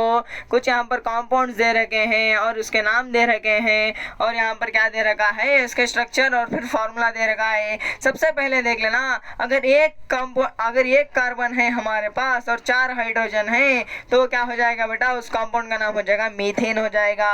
क्या हो जाएगा सर? मीथेन हो जाएगा। अगर मीथेन का स्ट्रक्चर हम बनाएंगे तो एक कार्बन के साथ 4 हाइड्रोजन लगेंगे। अरे हाँ सर, ये तो हमने पढ़ रखा है। अगर उसका बड़ा भाई देखें ईथेन देखेंगे तो कैसे आ जाएगा बेटा? ईथेन में कितने कार्बन होते हैं सर? 2 कार्बन होते हैं। अगर 2 कार्बन ईथेन है बेटा, यहाँ पर देखना थेन है। थेन का मतलब क्या है बेटा? आल्केन है। यहाँ पर देखना आप आल्केन, नेक्स्ट में पढ़ाऊंगा तो आपको समझ में आ जाएगा आल्केन क्या होता है, आल्कीन क्या होता है, आल्काइन क्या होता है। यहाँ पर ईथेन है मतलब कि सिंगल बॉन्ड लगेगा। अगर सिंगल बॉन्ड कार्बन कार्बन के बीच में सिंगल बॉन्ड लगेगा और एक कार्बन जो है 4 वैलेंसी है। वैलेंसी कितनी है कार्बन की? 4 है, मतलब कि 4 बॉन्ड बना सकता है। यहाँ पर देखना, इसने एक बॉन्ड यहाँ पर बना लिया और इसने भी एक बॉन्ड यहाँ पर बना ली, बचे हुए 3 बॉन्ड ऐसे लग जाएंगे हाइड्रोजन के। अरे सर, समझ में नहीं आया। आगे जब मैं पढ़ाऊंगा आल्केन आल्कीन आल्काइन तो वहाँ पर समझ में आ जाएगा बेटा आपको। ईथेन का स्ट्रक्चर ऐसे होता है, या फिर आप याद भी रख सकते हो। प्रोपेन का मतलब क्या होता है? C3H8। तो क्या होता है बेटा? C3H8। यहाँ पर 3 कार्बन होंगे और सिंगल बॉन्ड से जुड़ जाएंगे, सिंगल बॉन्ड से जुड़ जाएंगे और बाकी सब क्या लगेंगे? हाइड्रोजन बॉन्ड लग जाएंगे। और यहाँ पर ब्यूटेन क्या होता है बेटा? C4 हिस्टेन होता है। इसका स्ट्रक्चर यहाँ पर दे रखा है। नेक्स्ट आता है पेंटेन, यानी 5 कार्बन वाला कंपाउंड। इसमें कितने होते हैं? कार्बन 5 होते हैं। C5H12 हो जाएगा। इसका स्ट्रक्चर यहाँ पर दे रखा है। नेक्स्ट 6 कार्बन वाला कंपाउंड हेक्सेन होता है। C6H14 यहाँ पर उसका स्ट्रक्चर दे रखा है। नेक्स्ट यहाँ पर देखना हम स्ट्रक्चर को कैसे बनाएंगे। यहाँ पर देखना, सबसे पहले यहाँ पर ब्यूटेन ले रखा है। क्या लेकर रखा है बेटा? ब्यूटेन ले रखा है, यानी कि 4 कार्बन आएंगे। तो थोड़ा सा आपको यहाँ पर क्लैरिफाई नहीं हो रहा कि क्यों 4 कार्बन लेना है, क्या कह रहे हैं, कब सिंगल बॉन्ड लगाना है, कब डबल बॉन्ड। लेकिन मैं जब नॉमेनक्लेचर पढ़ाऊंगा तो आपको वहाँ पर करेक्ट से आइडिया हो जाएगा बेटा, लेकिन थोड़ा सा आपको सब्र करना पड़ेगा बेटा। यहाँ पर देख लेना 4 कार्बन ले लिए, तो यहाँ पर देखना 2 फॉर्म में बना सकता हूँ। 4 कार्बन के 2 फॉर्म बना सकता हूँ। या तो 4 कार्बन को मैंने क्या कर लिया, ऐसे लीनियर चेन ले लिया, या तो मैंने क्या कर दिया, ये वाले कार्बन को उठा के यहाँ पर लगा दिया, ये वाले कार्बन को उठा के इस कार्बन के ऊपर लगा दिया कुछ इसको। तो यहाँ पर देखो, मैंने ये वाले एक कार्बन को यहाँ पर रखा, एक कार्बन को यहाँ पर रखा है और इसके 2 ब्रांचेस खींचे मैंने और क्या कर दिया, यहाँ पर 2 कार्बन लगा दिए। तो यहाँ से देखना बेटा, जब इसकी वैलेंसी हम सेटिस्फाई करेंगे, एक कार्बन कितने बॉन्ड बनाता है बेटा? यहाँ पर देख लेना, ये वाला कार्बन है, ये वाला कार्बन ऑलरेडी कितने बॉन्ड बना रखा है? 1 बॉन्ड बना रखा है। और ये वाला कार्बन कितने बॉन्ड बना रखा है? यहाँ पर देखना, आपको थोड़ा सा इमेजिन करना पड़ेगा बेटा। आप सोचेंगे सर ये वाला जो बॉन्ड है इस कार्बन का है तो इसका कैसे हो गया, लेकिन यहाँ पर क्या चल, शेयरिंग चल रही है, ये मान रहे हैं। समझ में आ गई बेटा बात? ये वाला कार्बन ऑलरेडी कितने बॉन्ड बना रखा है? यहाँ पर एक बॉन्ड है, यहाँ पर एक बॉन्ड है। ये वाला कार्बन कितने बॉन्ड बना रखा है सर? 2 बना रखा है। ये यहाँ पर एक है, यहाँ पर एक है। ये वाला कार्बन 1 बॉन्ड बना रखा है, यहाँ पर मानना पड़ेगा आपको। नेक्स्ट ये वाला कार्बन के पास ऑलरेडी एक बॉन्ड है, तो कार्बन की वैलेंसी 4 होती है, यानी कि एक वैलेंसी सेटिस्फाई हो रखी है, तो 3 हाइड्रोजन इसके साथ जुड़ जाएंगे। अरे हाँ सर, इस वाले के पास 2 बॉन्ड ऑलरेडी हैं, तो ये 2 हाइड्रोजन लगा लेगा, यानी 4 वैलेंसी हो गई इसकी। ये वाले के पास भी 2 ऑलरेडी थे, तो 2 हाइड्रोजन लगा लेगा, तो इसकी वैलेंसी भी 4 सेटिस्फाई हो गई। और ये वाले के पास 1 था, तो इसने 4 हाइड्रोजन लगा दिए, तो क्या हो जाएगी, इसकी वैलेंसी भी सेटिस्फाई हो जाएगी। या अब यहाँ पर देखना फॉर्म 2 में हम क्या करेंगे, वैलेंसी इसको सेटिस्फाई करेंगे। यहाँ पर देखना ये वाला कार्बन के पास कितने हैं बॉन्ड सर, 1 है। इस वाले के पास 3 ऑलरेडी है बेटा, एक वाला यहाँ है, एक वाला यहाँ है, एक वाला यहाँ है। तो क्या करेगा, ये वाला कार्बन जो है, ये वाला कार्बन जो है, इसके पास क्या था, 1 बॉन्ड ऑलरेडी था, तो ये 3 हाइड्रोजन लगा लेगा, यानी कि इसकी वैलेंसी 4 हो गई। इस वाले के पास 3 ऑलरेडी थे बेटा, 3 ऑलरेडी थे, तो ये क्या करेगा, 3 ऑलरेडी होने की वजह से 1 हाइड्रोजन लगा लेगा। क्या लगा लेगा बेटा, 1 हाइड्रोजन लगा लेगा। 3 + 1 4 हो गई इसकी वैलेंसी भी। ये वाला कार्बन के पास 1 बॉन्ड था, तो ये क्या करेगा, 3 और हाइड्रोजन लगा लेगा, इसकी वैलेंसी भी 4 हो गई। और ये वाला जो कार्बन है, ये क्या करेगा बेटा, ये वाला कार्बन करेगा 3 हाइड्रोजन अपने साथ लगा लेगा, तो इसकी वैलेंसी भी कितने हो जाएगी, 4 हो जाएगी। अरे यहाँ सर, लेकिन बेटा यहाँ पर देखना, इस वाले कंपाउंड में और इस वाले कंपाउंड का फार्मूला बना बेटा, तो क्या करेगा सर, यहाँ पर कार्बन 4 है, हाइड्रोजन 10 है, C4 हिस्टन हो जाएगा। और इस वाले में भी देख लेना, यहाँ पर कार्बन कितने हैं, 4 हैं, हाइड्रोजन कितने हैं सर, 10 हैं, C4 हिस्टन हो गया। यानी कि दोनों कंपाउंड्स में क्या है बेटा, दोनों कंपाउंड्स में केमिकल फार्मूला क्या है बेटा, सेम है। केमिकल फार्मूला क्या है बेटा, सेम है, लेकिन स्ट्रक्चर क्या है बेटा, अलग है। ऐसे कंपाउंड्स जिसमें केमिकल फार्मूला सेम होता है, और स्ट्रक्चर डिफरेंट होते हैं, स्ट्रक्चर क्या होते हैं, डिफरेंट होते हैं, तो ऐसे कंपाउंड्स को हम क्या कहते हैं, स्ट्रक्चरल आइसोमर कहते हैं। क्या कहते हैं बेटा, स्ट्रक्चरल आइसोमर कहते हैं। स्ट्रक्चरल आइसोमर का मतलब क्या है बेटा, ऐसे कंपाउंड जिनका केमिकल फार्मूला सेम हो लेकिन स्ट्रक्चर क्या हो, डिफरेंट हो बेटा। समझ में आ गया, identical molecular formula but different structure हो, तो इसे हम क्या कहेंगे, स्ट्रक्चरल आइसोमर कहेंगे। जैसे यहाँ पर रिंग के दे रखा है, देखो यहाँ पर रिंग कंपाउंड दे रखा है। जैसे यहाँ पर देखना यहाँ पर क्या कर दिया, सबसे पहले स्केलेटल बना लिया, ऐसे 6 कार्बन की रिंग बना लिए, और यहाँ पर वैलेंसी सेटिस्फाई करते गए। वैलेंसी सेटिस्फाई करने पर ऐसा वाला कंपाउंड मिल गया। इस वाले कंपाउंड को हम क्या कहेंगे, ये साइक्लिक है बेटा। क्या है ये, साइक्लिक है, और इस पे 6 कार्बन लगे हैं, तो हम इसका नाम हो जाएगा साइक्लोहेक्सेन। क्या नाम हो जाएगा बेटा, साइक्लोहेक्सेन हो जाएगा। और इसका इलेक्ट्रॉन डॉट स्ट्रक्चर बना है, तो ऐसे आ जाएगा बेटा। ये वाला रिंग कंपाउंड्स है बेटा, क्या है, रिंग कंपाउंड्स है। यहाँ पर देखना नेक्स्ट हो गए हमारे स्ट्राइट ब्रांच चेन साइक्लिक में भी सैचुरेटेड एंड अनसैचुरेटेड। यहाँ पर देखना एक अलग कंपाउंड पढ़ रहे हैं हम। क्या पढ़ रहे हैं, अलग कंपाउंड पढ़ रहे हैं। इस वाले कंपाउंड में क्या होता है बेटा, पहले तो ये साइक्लो होता है। क्या होता है बेटा, ये साइक्लो होता है, यानी कि रिंग फॉर्म में आता है। लेकिन यहाँ पर देखना 6 कार्बन रिंग फॉर्म में है, 6 कार्बन रिंग फॉर्म में है। और यहाँ पर देखना एक बॉन्ड डबल होगा, एक बॉन्ड सिंगल होगा, एक बॉन्ड डबल होगा, एक बॉन्ड सिंगल होगा, एक बॉन्ड डबल होगा, एक बॉन्ड सिंगल होगा। यानी कि अल्टरनेट क्या है, double single double single double single double single है। 6 कार्बन क्या है, रिंग में अरेंज है, और क्या है, double single double single double single है। और सारे कार्बन की हम वैलेंसी सेटिस्फाई करेंगे, सब कार्बन पर एक एक हाइड्रोजन लग जाएगा। इस कंपाउंड को कहते हैं बेंजीन कहते हैं। क्या कहते हैं बेटा, बेंजीन कहते हैं। शायद आप जिंदगी में पहली बार इस कंपाउंड को देख रहे हैं, लेकिन जब हायर क्लासेस में चले जाएंगे ऑलमोस्ट आधी ऑर्गेनिक केमिस्ट्री इसी कंपाउंड पर बेस्ड है बेटा, बेंजीन। बेंजीन में क्या होते हैं, 6 के 6 कार्बन जो है रिंग फॉर्म में आते हैं, और एक डबल बॉन्ड आएगा, एक सिंगल आएगा, डबल आएगा, सिंगल आएगा, डबल आएगा, सिंगल आएगा। और हाँ सर जी भी आपने कहा बिल्कुल सही कहा। ऐसे कंपाउंड जिनमें कार्बन होता है और हाइड्रोजन होता है, जिनमें सिर्फ और सिर्फ कार्बन होता है और हाइड्रोजन होता है, ऐसे कंपाउंड को क्या कहते हैं हम, हाइड्रोकार्बन कहते हैं। क्या कहते हैं, हाइड्रोकार्बन कहते हैं। हाइड्रोकार्बन देखो सैचुरेटेड हाइड्रोकार्बन आते हैं, जैसे कि आल्केन्स। क्या कह दिया मैंने, सैचुरेटेड मतलब कि कार्बन कार्बन के बीच में सिंगल बॉन्ड है, तो सिंगल बॉन्ड वाले कैसे हैं बेटा, आल्केन्स हो जाएंगे हमारे। अगर अनसैचुरेटेड हाइड्रोकार्बन है जिसमें क्या है बेटा, डबल बॉन्ड है, अनसैचुरेटेड हाइड्रोकार्बन जिसमें डबल बॉन्ड आएगी तो उसे कहेंगे हम आल्कीन कहेंगे बेटा। क्या कहेंगे, आल्कीन कहेंगे। और यहाँ पर ऐसे अनसैचुरेटेड कंपाउंड जिसमें ट्रिपल बॉन्ड आ रहा है कार्बन कार्बन के बीच में, उसे क्या कहेंगे, अल्काइन कहेंगे बेटा। क्या कहेंगे, अल्काइन कहेंगे। सबसे पहले देखो, अगर सिंगल बॉन्ड आया तो क्या लगेगा यहाँ पर, आल्कीन लगेगा बेटा। क्या लगेगा यहाँ पर देखना बेटा, यहाँ पर अगर सिंगल आ रहा है और डबल आ रहा है और क्या आ रहा है बेटा, ट्रिपल बॉन्ड आ रहा है, तो तीनों के केसेस यहाँ पर देख लेना। ये दोनों जो होंगे बेटा अनसैचुरेटेड हो जाएंगे। क्या हो जाएंगे, अनसैचुरेटेड हो जाएंगे। और ये वाला जो है बेटा सैचुरेटेड रहेगा। क्या रहेगा बेटा, सैचुरेटेड रहेगा। और इस वाले कंपाउंड को यानी सिंगल बॉन्ड है तो हम उसे कहेंगे आल्केन कहेंगे। स्पेलिंग में मिस्टेक नहीं करना बेटा, आल्केन कहेंगे। यहाँ पर ए आ रहा है, यहाँ पर देखना, यहाँ पर 2 बॉन्ड है बेटा। क्या, कितने बॉन्ड है, 2 बॉन्ड है, तो इसे हम अनसैचुरेटेड ही कहेंगे, लेकिन इसे हम नाम देंगे आल्कीन कहेंगे। क्या कहेंगे बेटा, आल्कीन कहेंगे। क्या कहेंगे, आल्कीन कहेंगे। अगर ट्रिपल बॉन्ड आ रहा है तो ये अनसैचुरेटेड होगा और इसका नाम क्या होगा बेटा, आल्काइन हो जाएगा। क्या हो जाएगा, आल्काइन हो जाएगा। आल्केन मतलब सिंगल, आल्कीन मतलब डबल, आल्काइन मतलब ट्रिपल बॉन्ड। अरे हाँ सर, हमें पता चल गया है। ये रेस कर लेते हैं, वरना रहने दो, बाद में कर लेंगे।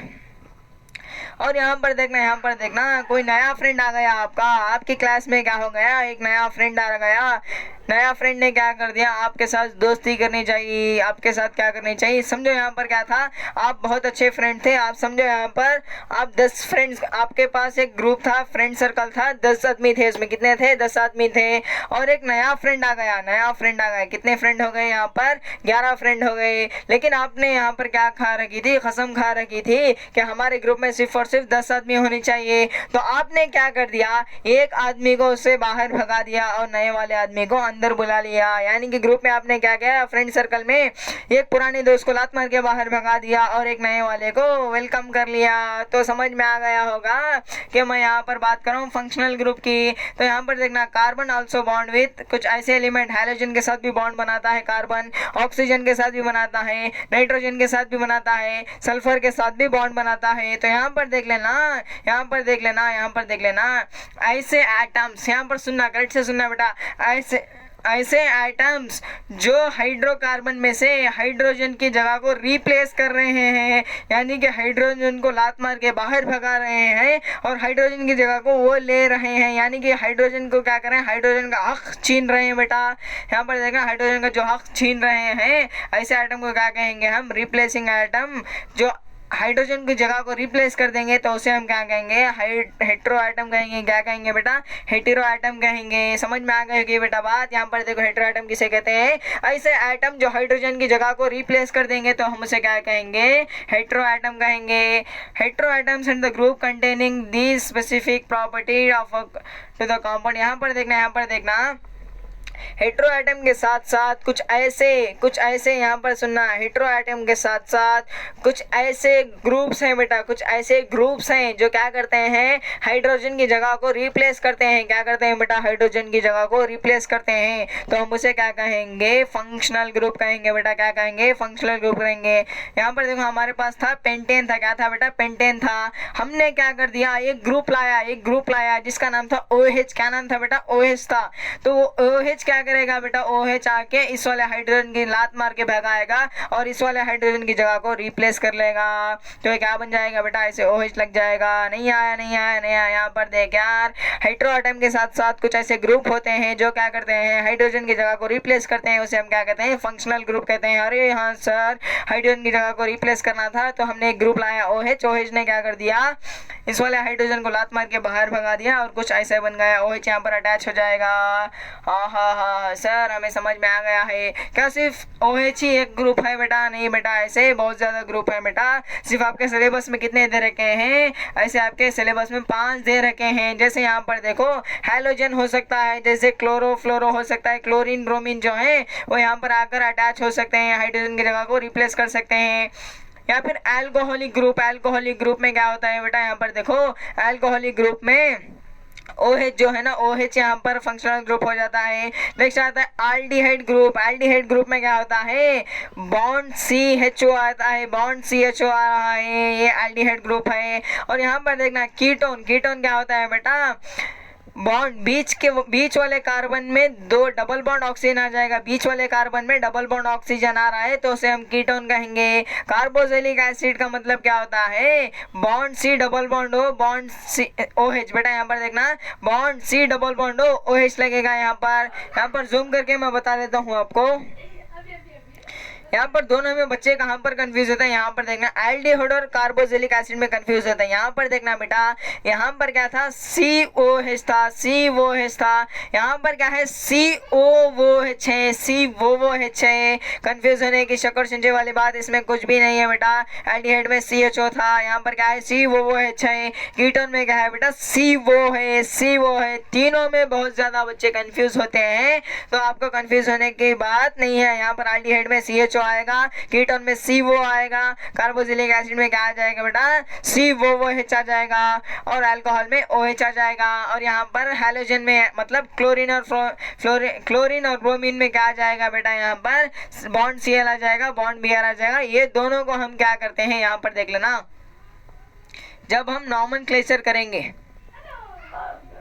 जब हम नॉमेनक्लेचर करेंगे बेटा, सफिक्स और प्रीफिक्स तो आप जानते हैं, बस यहाँ पर लिख लेना बेटा। ये दोनों जो है प्रीफिक्स में आएंगे, क्लोरीन और ब्रोमीन क्या हो जाएंगे प्रीफिक्स में आएंगे। बाकी सब किस में आ जाएंगे बेटा, सफिक्स में आ जाएंगे। बाकी सब किस में आ जाएंगे, सफिक्स में आ जाएंगे। ये यहाँ पर लिखना है, सिर्फ एक प्रीफिक्स में आएगा जो होगा हमारा क्लोरो या फिर ब्रोमो। ये जो होगा बाकी के चार क्या हो जाएंगे बेटा, सफिक्स में आ जाएंगे। अरे हाँ सर, जो भी आपने बोला समझ तो कुछ नहीं है, लेकिन हम ये चीज़ याद रख सकते हैं। इसमें समझने का कॉन्सेप्ट कुछ भी नहीं है बेटा। अगर OH आ रहा है तो अल्कोहल हो जाएगा, CHO आ रहा है तो एल्डिहाइड हो जाएगा, CO आ रहा है तो कीटोन हो जाएगा, COOH आ रहा है तो कार्बोक्सिलिक एसिड हो जाएगा। अरे हाँ सर, इतना तो हम याद रख सकते हैं। नेक्स्ट यहाँ पर देख लेना, और यहाँ पर क्या लिखा है बेटा, यहाँ पर लिखा है होमोलोगस सीरीज। होमोलोगस सीरीज का मतलब क्या होता है यहाँ पर ध्यान से देख लेना। होमोलोगस सीरीज हम किसे कहेंगे, होमोलोगस सीरीज क्या होती है बेटा, समझो आपके पास फंक्शनल ग्रुप की एक सीरीज थी। जैसे यहाँ पर देखो अल्कोहलिक फंक्शनल ग्रुप ले लेंगे, क्या ले लेंगे बेटा, अल्कोहलिक फंक्शनल ग्रुप ले लेंगे। सबसे पहले एक कार्बन का हमने यहाँ पर कंपाउंड बनाया, नेक्स्ट हमने 2 कार्बन का कंपाउंड बनाया, 3 कार्बन का कंपाउंड बनाया, और हमने 4 कार्बन का कंपाउंड बनाया। लेकिन सब में क्या था बेटा, फंक्शनल ग्रुप सेम था, यानी कि अल्कोहल फंक्शनल ग्रुप था। सब में क्या था बेटा, अल्कोहल फंक्शनल ग्रुप था। यहाँ पर देखना, ऐसी सीरीज जिसमें फंक्शनल ग्रुप सेम हो, ऐसी सीरीज जिसमें फंक्शनल ग्रुप सेम हो, वैसी सीरीज को हम क्या कहते हैं, होमोलोगस सीरीज कहते हैं। क्या कहते हैं बेटा, होमोलोगस सीरीज कहते हैं। ऐसी सीरीज जिसमें फंक्शनल ग्रुप सेम हो तो उसे हम क्या कहते हैं, होमोलोगस सीरीज कहते हैं। सर होमोलोगस सीरीज में एक प्रॉपर्टी होती है बेटा, यहाँ पर देखना इसकी प्रॉपर्टी क्या है। इसकी प्रॉपर्टी ये है कि बेटा ये वेरी सिमिलर होते हैं एक दूसरे से, केमिकल यहाँ पर क्या होते हैं, सिमिलर होते हैं, केमिकली क्या होते हैं, एक दूसरे से सिमिलर होते हैं। ये भी अल्कोहल है, ये भी अल्कोहल है, ये भी अल्कोहल है, ये भी अल्कोहल है, यानी कि फंक्शनल ग्रुप हमारी सेम है। ऐसी वाली सीरीज को हम क्या कहते हैं, होमोलोगस सीरीज कहते हैं। सर होमोलोगस सीरीज की प्रॉपर्टीज हमें बता दो। यहाँ पर देखना, होमोलोगस सीरीज में जैसे हमने आल्केन की मान ली, यहाँ पर क्या था, फंक्शनल ग्रुप हमारा आल्केन था, मतलब कि सब में सिंगल बॉन्ड था, सब में सिंगल बॉन्ड था। तो हमने क्या ली, सबसे पहले सीरीज मान ली यहाँ पर मीथेन हो गया, नेक्स्ट हमारा इथेन हो गया, 2 कार्बन वाला, 3 कार्बन वाला, प्रोपेन हो गया, 4 कार्बन वाला, यहाँ पर हमारे पास ब्यूटेन हो गया। अगर आप इन दोनों किसी भी दोनों कॉन्जुगेटिव, किसी भी दोनों आजू बाजू वाले कंपाउंड्स में डिफरेंस देखोगे तो कितना होगा बेटा, CH2 का होगा। कितना होगा, CH2 होगा बेटा। इसमें से इसे निकाल लोगे तो भी CH2 आएगा, इसमें से इसे निकाल लोगे तो भी CH2 आएगा, इसमें से इसे निकाल लोगे तो भी CH2 आएगा। अरे सर कुछ समझ में नहीं आया, यहाँ पर देख यार, यहाँ पर देख, यहाँ पर कितना था, C2H6 था, यहाँ पर CH4 था। कार्बन में से निकाल, एक काम कर, यहाँ पर 2 कार्बन थे, यहाँ पर 1 कार्बन है, यानी कि 1 कार्बन हमारे पास यहाँ पर डिफरेंस में आ गया। यहाँ पर 4 हाइड्रोजन थे, यहाँ पर कितने, 6 हाइड्रोजन थे, यहाँ पर 4 हाइड्रोजन है, यानी कि 2 हाइड्रोजन का डिफरेंस आएगा, यानी कि CH2 का डिफरेंस आ रहा है किसी भी 2 कॉन्जुगेटिव में से। अगर तो डिफरेंस देखेगा तो कितना आ जाएगा, CH2 यूनिट का आ जाएगा। कितना आ जाएगा, CH2 यूनिट का आ जाएगा। यानी कि हम इसे डायरेक्ट हमारी अपनी लैंग्वेज में कहूँ, AP पढ़ा है बेटा, AP पढ़ा है, वहाँ पर क्या होता है, कॉमन डिफरेंस क्या होता है, सेम होता है। यहाँ पर हमारे पास कॉमन डिफरेंस क्या आ रहा है, CH2 आ रहा है। क्या आ रहा है, कॉमन डिफरेंस CH2 आ रहा है। और इसकी दूसरी प्रॉपर्टी होती है कि हर एक जो कॉन्जुगेटिव है उसका अगर तो मॉलिक्यूलर मास में क्या देखेगा, डिफरेंस देखेगा, तो 14 यूनिट आ जाएगा बेटा। कितना आ जाएगा? 14 यू आ जाएगा। कितना आ जाएगा? 14 यू आ जाएगा बेटा। ये वाली प्रॉपर्टी भी याद रखना। नेक्स्ट होमोलोगस सीरीज ऑफ आल्कीन ले लेते हैं, यानी कि डबल बॉन्ड आएगा कार्बन कार्बन के बीच में। यहाँ पर हमने क्या ली? 2 कार्बन वाली ले ली, 3 कार्बन वाली ले ली, यहाँ पर 4 वाली ले ली, यहाँ पर 5 वाला ले लिया। तो हम क्या करेंगे, इन दोनों के बीच में डिफरेंस देखेंगे तो यहाँ पर भी CH2 आएगा, यहाँ पर भी CH2 आएगा, यहाँ पर भी CH2 आएगा। मतलब कि डिफरेंस क्या है हमारा? यहाँ पर कांस्टेंट है। समझ में आ गई होगी बेटा बात। यहाँ पर देखना डिफरेंस कितना आ रहा है, सेम आ रहा है। यानी कि हम वहाँ पर क्या करते थे, जनरल टर्म लिखते थे एपी में क्या लिखते थे, nth टर्म लिखते थे हम। वैसे हम क्या करेंगे, आल्कीन के लिए हम जनरल फार्मूला बनाएंगे। आल्कीन के लिए जनरल फार्मूला होता है CnH2n होता है। क्या होता है बेटा? CnH2n होता है। आल्केन्स के लिए क्या होता है? CnH2n+2 होता है। आल्काइंस के लिए कितना होता है? CnH2n-2 हो जाएगा। अरे हाँ सर, तीनों के तीनों फार्मूला इंपॉर्टेंट है। पता n जो है बेटा नंबर ऑफ कार्बन आइटम है, n जो है नंबर ऑफ कार्बन आइटम है। यहाँ पर देख लेना, n जो है नंबर ऑफ कार्बन आइटम है। यहाँ पर देखना as the molecular masses increases, यानी कि हम जैसे जैसे बड़ा अपने कंपाउंड को बढ़ाते जाएंगे, यानी कि हमने 1 कार्बन लिया, 2 कार्बन लिया, 3 कार्बन लिया, 4 कार्बन लिया, यानी कि हम क्या कर रहे हैं, मॉलिक्यूलर मासेस को बढ़ा रहे हैं, यानी कंपाउंड को बढ़ा करते जा रहे हैं। हमारा मेल्टिंग पॉइंट, बॉइलिंग पॉइंट बढ़ेगा, सॉलिबिलिटी बढ़ेगी। तो क्या हो जाएगा बेटा? सॉलिबिलिटी बढ़ते जाएगी। यानी कि यहाँ पर देखना, अब अगर हमने 1 कार्बन वाला ले रखा है और 2 कार्बन वाला ले रखा है तो इसमें मेल्टिंग पॉइंट, बॉइलिंग पॉइंट किसका ज़्यादा होगा बेटा? 2 वाले कार्बन का ज़्यादा होगा, यानी 2 कार्बन के कंपाउंड का ज़्यादा हो जाएगा। जैसे जैसे हम आगे बढ़ते जाएंगे वैसे हमारा मेल्टिंग पॉइंट भी बढ़ेगा, बॉइलिंग पॉइंट भी बढ़ेगा और सॉलिबिलिटी भी बढ़ते चले जाएगी बेटा। लेकिन यहाँ पर देखना केमिकल प्रॉपर्टीज़ क्या होते हैं, सिमिलर रहते हैं। केमिकल प्रॉपर्टीज़ हमारे सिमिलर रहते हैं। और होमोलोगस सीरीज ऑफ अल्कोहल यहाँ पर दे रखा है बेटा, मेथनॉल हो गया, एथेनॉल हो गया। इन दोनों में डिफरेंस देखेंगे तो CH2 का आएगा, इन दोनों में देखेंगे तो भी CH2 का आएगा, अगर इन दोनों में देखेंगे तो भी CH2 का आएगा, अगर इन दोनों में देखेंगे तो भी CH2 का आएगा बेटा। यहाँ पर मॉलिक्यूलर मास में डिफरेंस देखेंगे तो यहाँ पर भी 14 आएगा, यहाँ पर भी 14, यहाँ पर भी 14, यहाँ पर भी 14 आ जाएगा। अरे हाँ सर। नेक्स्ट हम पढ़ेंगे नॉमेनक्लेचर। सबसे पहले यहाँ पर ये वाला टेबल आप याद रख लेना बेटा। अगर किसी भी कंपाउंड में 1 कार्बन आ रहा है, किसी भी कंपाउंड में अगर 1 कार्बन आ रहा है तो हम उसे वर्ड रूट क्या यूज करेंगे बेटा? मिथ यूज करेंगे। क्या यूज करेंगे बेटा? मिथ यूज करेंगे। अगर 2 आ रहा है तो इथ यूज करेंगे, 3 आ रहा है तो प्रोप यूज करेंगे, 4 आ रहा है तो ब्यूट यूज करेंगे, 5 आ रहा है तो पेंट यूज करेंगे, 6 आ रहा है तो हेक्स यूज करेंगे, 7 आ रहा है तो हेप्ट यूज करेंगे, और यहाँ पर देख लेना 8 आ रहा है तो ऑक्ट यूज करेंगे, 9 आ रहा है तो नॉन यूज करेंगे, 10 आ रहा है तो डेक यूज करेंगे बेटा। 11-12 तक जाने की कोई ज़रूरत नहीं है, आपका 10th लेवल तक तो यहाँ से काम चल जाएगा। तो इसे याद रखेंगे बेटा। Meth, eth, prop, but, pent, hex, hept, oct, non, dec. क्या हो जाएगा बेटा? यहाँ पर देखना meth, eth, prop, but, pent, hex, hept, oct, non, deck.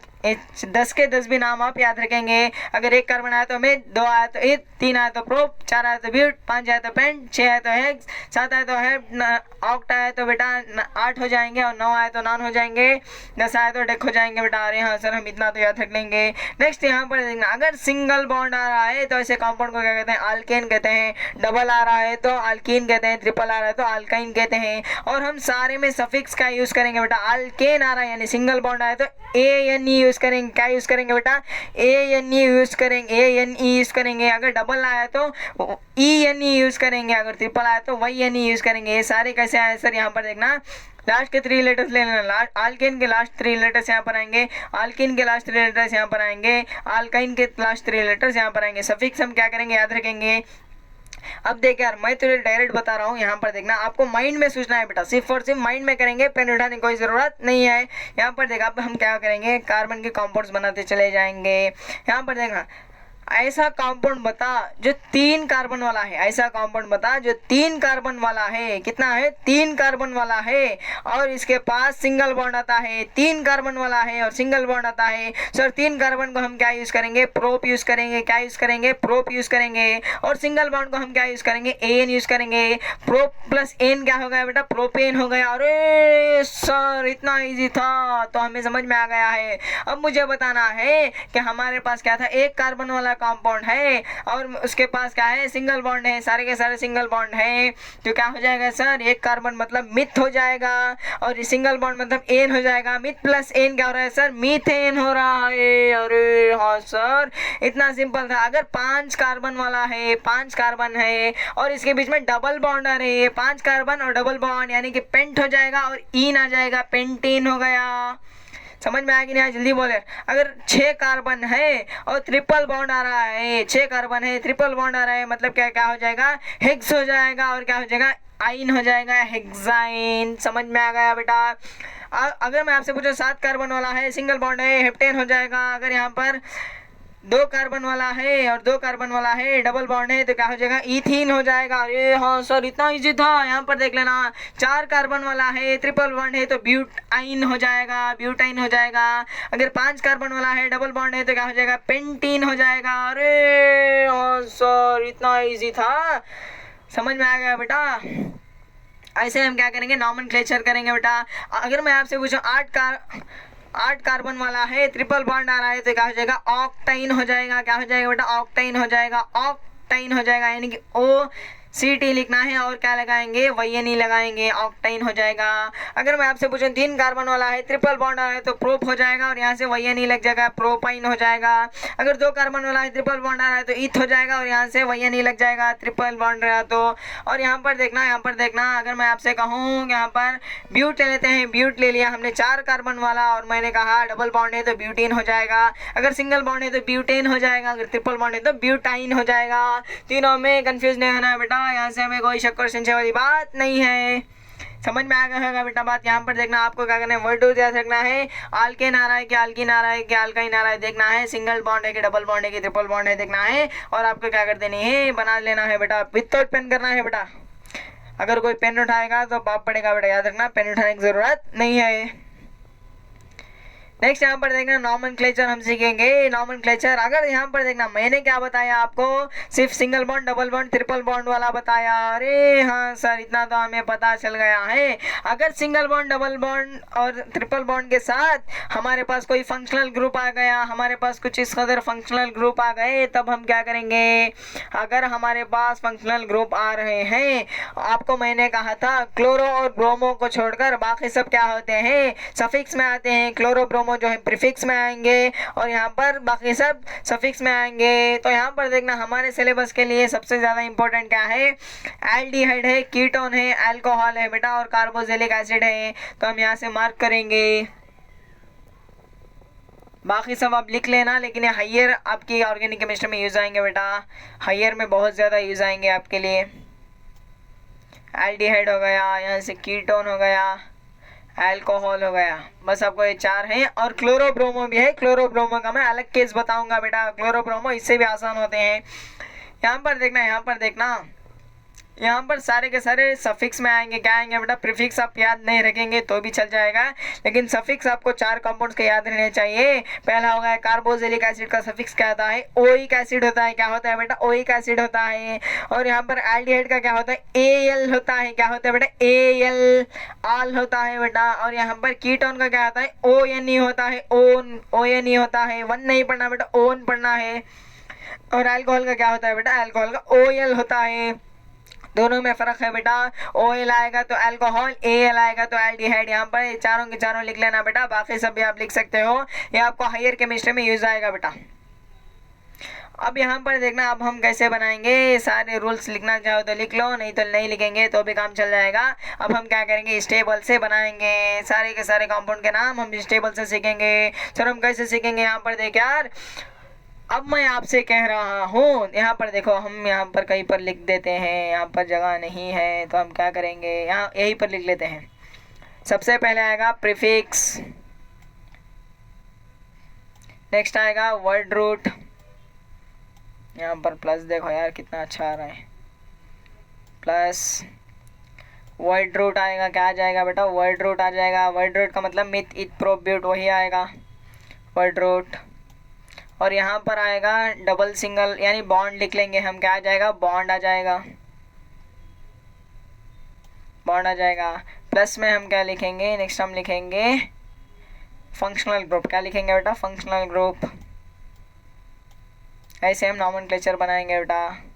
Pen और पेपर की ज़रूरत नहीं है, बस हम क्या करेंगे दिलो दिमाग से सॉल्व कर लेंगे। सबसे पहले क्या आता है सर, यहाँ पर देख लेना, सबसे पहले आता है प्रीफिक्स, जो C4 किस में आता है बेटा, या तो साइक्लिक कंपाउंड में आता है, यहाँ पर लिख लेना, या तो साइक्लिक कंपाउंड में आता है, साइक्लिक कंपाउंड में आता है, या तो क्या आता है बेटा क्लोरोब्रोमो में आता है, किस में आता है क्लोरो, या तो ब्रोमो में आता है बेटा, किस में आता है प्रीफिक्स क्लोरोब्रोमो में आता है। क्लोरोब्रोमो का देखो यार डायरेक्ट बताता हूँ, ये वाला आप नोट कर लेना। सबसे पहले प्रीफिक्स आएगा, नेक्स्ट वर्ड रूट आएगा, नेक्स्ट क्या आ जाएगा हमारे पास बॉन्ड आ जाएगा, नेक्स्ट हमारे पास फंक्शनल ग्रुप आ जाएगा। अगर आपने इतना लिख लिया तो यहाँ पर देखिए यार, अब मैं आपसे कह रहा हूँ हमारे पास 3 कार्बन थे, कितने थे 3 कार्बन थे, सिंगल बॉन्ड था, उसके साथ में क्या था बेटा ब्रोमीन था, क्या था बेटा ब्रोमीन था। तो आप क्या करोगे, सबसे पहले क्या करना था, प्रीफिक्स है, प्रीफिक्स में क्या है बेटा ब्रोमीन है, तो हम क्या यूज़ करेंगे ब्रोमो यूज़ करेंगे, ब्रोमो यूज़ करेंगे। तो हमारे पास वर्ड रूट कितना था 3 कार्बन था, तो प्रोप आएगा, कितना आ जाएगा प्रोप आ जाएगा। और यहाँ पर क्या था हमारे पास बॉन्ड कितने थे 1 थे, यानी कि क्या हो जाएगा bromo plus prop plus ane, यानी क्या हो जाएगा ब्रोमोप्रोपेन। और हाँ सर हमें पता चल गया है, क्या हो जाएगा बेटा ब्रोमोप्रोपेन हो जाएगा। अगर मैं आपसे कह रहा हूँ यहाँ पर कितने थे 3 कार्बन थे, सब में सिंगल बॉन्ड था, और यहाँ पर फंक्शनल ग्रुप क्लोरो था, क्या था बेटा क्लोरो था। यहाँ पर देखना क्लोरोब्रोमो में ये फंक्शनल ग्रुप नहीं आएगा। प्रीफिक्स में क्या लगेगा सर, सर आपने कहा क्लोरो था तो क्या लगेगा क्लोरो लगेगा। सर कार्बन कितने थे, सर कार्बन 3 थे। सर बॉन्ड कितने थे, सर बॉन्ड सिंगल था यानी एन लगेगा। यहाँ पर देखना क्लोरो प्लस वर्ड रूट 3 का लगेगा यानी कि प्रोप लगेगा, और यहाँ पर एन लगेगा यानी कि क्लोरोप्रोपेन हो गया। और हाँ सर हमें पता चल गया है क्लोरोब्रोमो में प्रीफिक्स यूज होगा, बाकी समय प्रीफिक्स नहीं यूज होगा। यहाँ पर क्लोरोब्रोमो अगर समझो मैं कहूँगा आपसे, आपके पास 4 कार्बन थे, कितने थे बेटा 4 कार्बन थे, और सब में सिंगल बॉन्ड था, और वहाँ पर फंक्शनल ग्रुप था क्लोरो, तो क्या हो जाएगा बेटा क्लोरो हो जाएगा। यहाँ पर ब्यूट आएगा, यहाँ पर सिंगल बॉन्ड का एन आ जाएगा यानी कि क्लोरोब्यूटेन। अरे हाँ सर हमें समझ में आ गया है, क्लोरोब्रोमो में प्रीफिक्स यूज करेंगे, बाकी सब में नहीं यूज करेंगे। और यहाँ पर अगर मैंने फंक्शनल ग्रुप का बता दिया आपको, यहाँ पर देख फंक्शनल ग्रुप में हम कैसे सीखेंगे सर, हम क्या करेंगे प्रीफिक्स को इग्नोर कर देंगे। अगर यहाँ पर देखकर एक सिंगल बात बताता हूँ मैं आपसे, हमारे पास 5 कार्बन का सिंगल बॉन्ड का साइक्लिक कंपाउंड था, क्या था बेटा साइक्लिक कंपाउंड था, तो क्या हो गया 5 कार्बन मतलब यहाँ पर पेंट हो गया, कितना हो गया बेटा पेंट हो गया। यहाँ पर क्या हो जाएगा एन आ जाएगा क्योंकि सिंगल बॉन्ड था। यहाँ पर देखना पेंटेन हो गया, लेकिन ये साइक्लिक में था तो क्या हो जाएगा साइक्लोपेंटेन। समझ में आ गया होगा बेटा बात। अगर 6 कार्बन थे सिंगल बॉन्ड थे तो कितना हो जाएगा साइक्लिक में साइक्लोहेक्सेन, साइक्लोहेप्टेन, साइक्लोऑक्टेन, यानी कि प्रीफिक्स साइक्लो के लिए यूज़ करेंगे, क्लोरो के यूज़ करेंगे, और यहाँ पर ब्रोमो के लिए यूज़ करेंगे बेटा। अरे हाँ सर हमें इतना बात समझ में आ गया है। अब हम क्या देखेंगे दूसरे वाले कंपाउंड्स का देखते जाएंगे। सबसे पहले देखेंगे हम, अब मैं कह रहा हूँ 4 कार्बन थे, सब में सिंगल बॉन्ड था, और फंक्शनल ग्रुप अल्कोहल था। यहाँ पर देखेंगे 4 कार्बन मतलब ब्यूट लगेगा, यहाँ पर सिंगल बॉन्ड मतलब एन लगेगा, ब्यूटेन हो गया, और फंक्शनल ग्रुप क्या है हमारे पास अल्कोहल है यानी कि OL लगेगा सफिक्स में।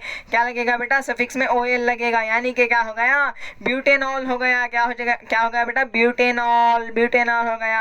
अगर सर इसी कंपाउंड में यहाँ पर बॉन्ड डबल होता तो क्या होता ब्यूटीनॉल हो जाता, ब्यूटीनॉल हो जाता। अगर यहाँ पर ट्रिपल होता तो ब्यूटाइनॉल हो जाता, क्या होता ब्यूटाइनॉल हो जाता। समझ में आ गया है सर। अगर यहाँ पर हमने सेम कंपाउंड में क्या कर लिया कार्बोक्सिलिक एसिड लगा दिया, फंक्शनल ग्रुप अल्कोहल की जगह कार्बोक्सिलिक एसिड लगा दिया, तो यहाँ पर समझ यार यहाँ पर 4 कार्बन थे, सब में सिंगल बॉन्ड था, फंक्शनल ग्रुप हमारे पास कार्बोक्सिलिक एसिड है, फंक्शनल ग्रुप हमारे पास कार्बोक्सिलिक एसिड है, तो हम क्या करेंगे 4 कार्बन मतलब ब्यूट लगेगा, सिंगल बॉन्ड मतलब एन लगेगा, ब्यूटेन हो गया। फंक्शनल ग्रुप हमने क्या लगाया यहाँ पर कार्बोक्सिलिक एसिड लगाया, मतलब कि ओइक एसिड लगेगा, यानी कि ब्यूटेनोइक एसिड लगेगा। क्या लगेगा बेटा ब्यूटेनोइक एसिड लगेगा।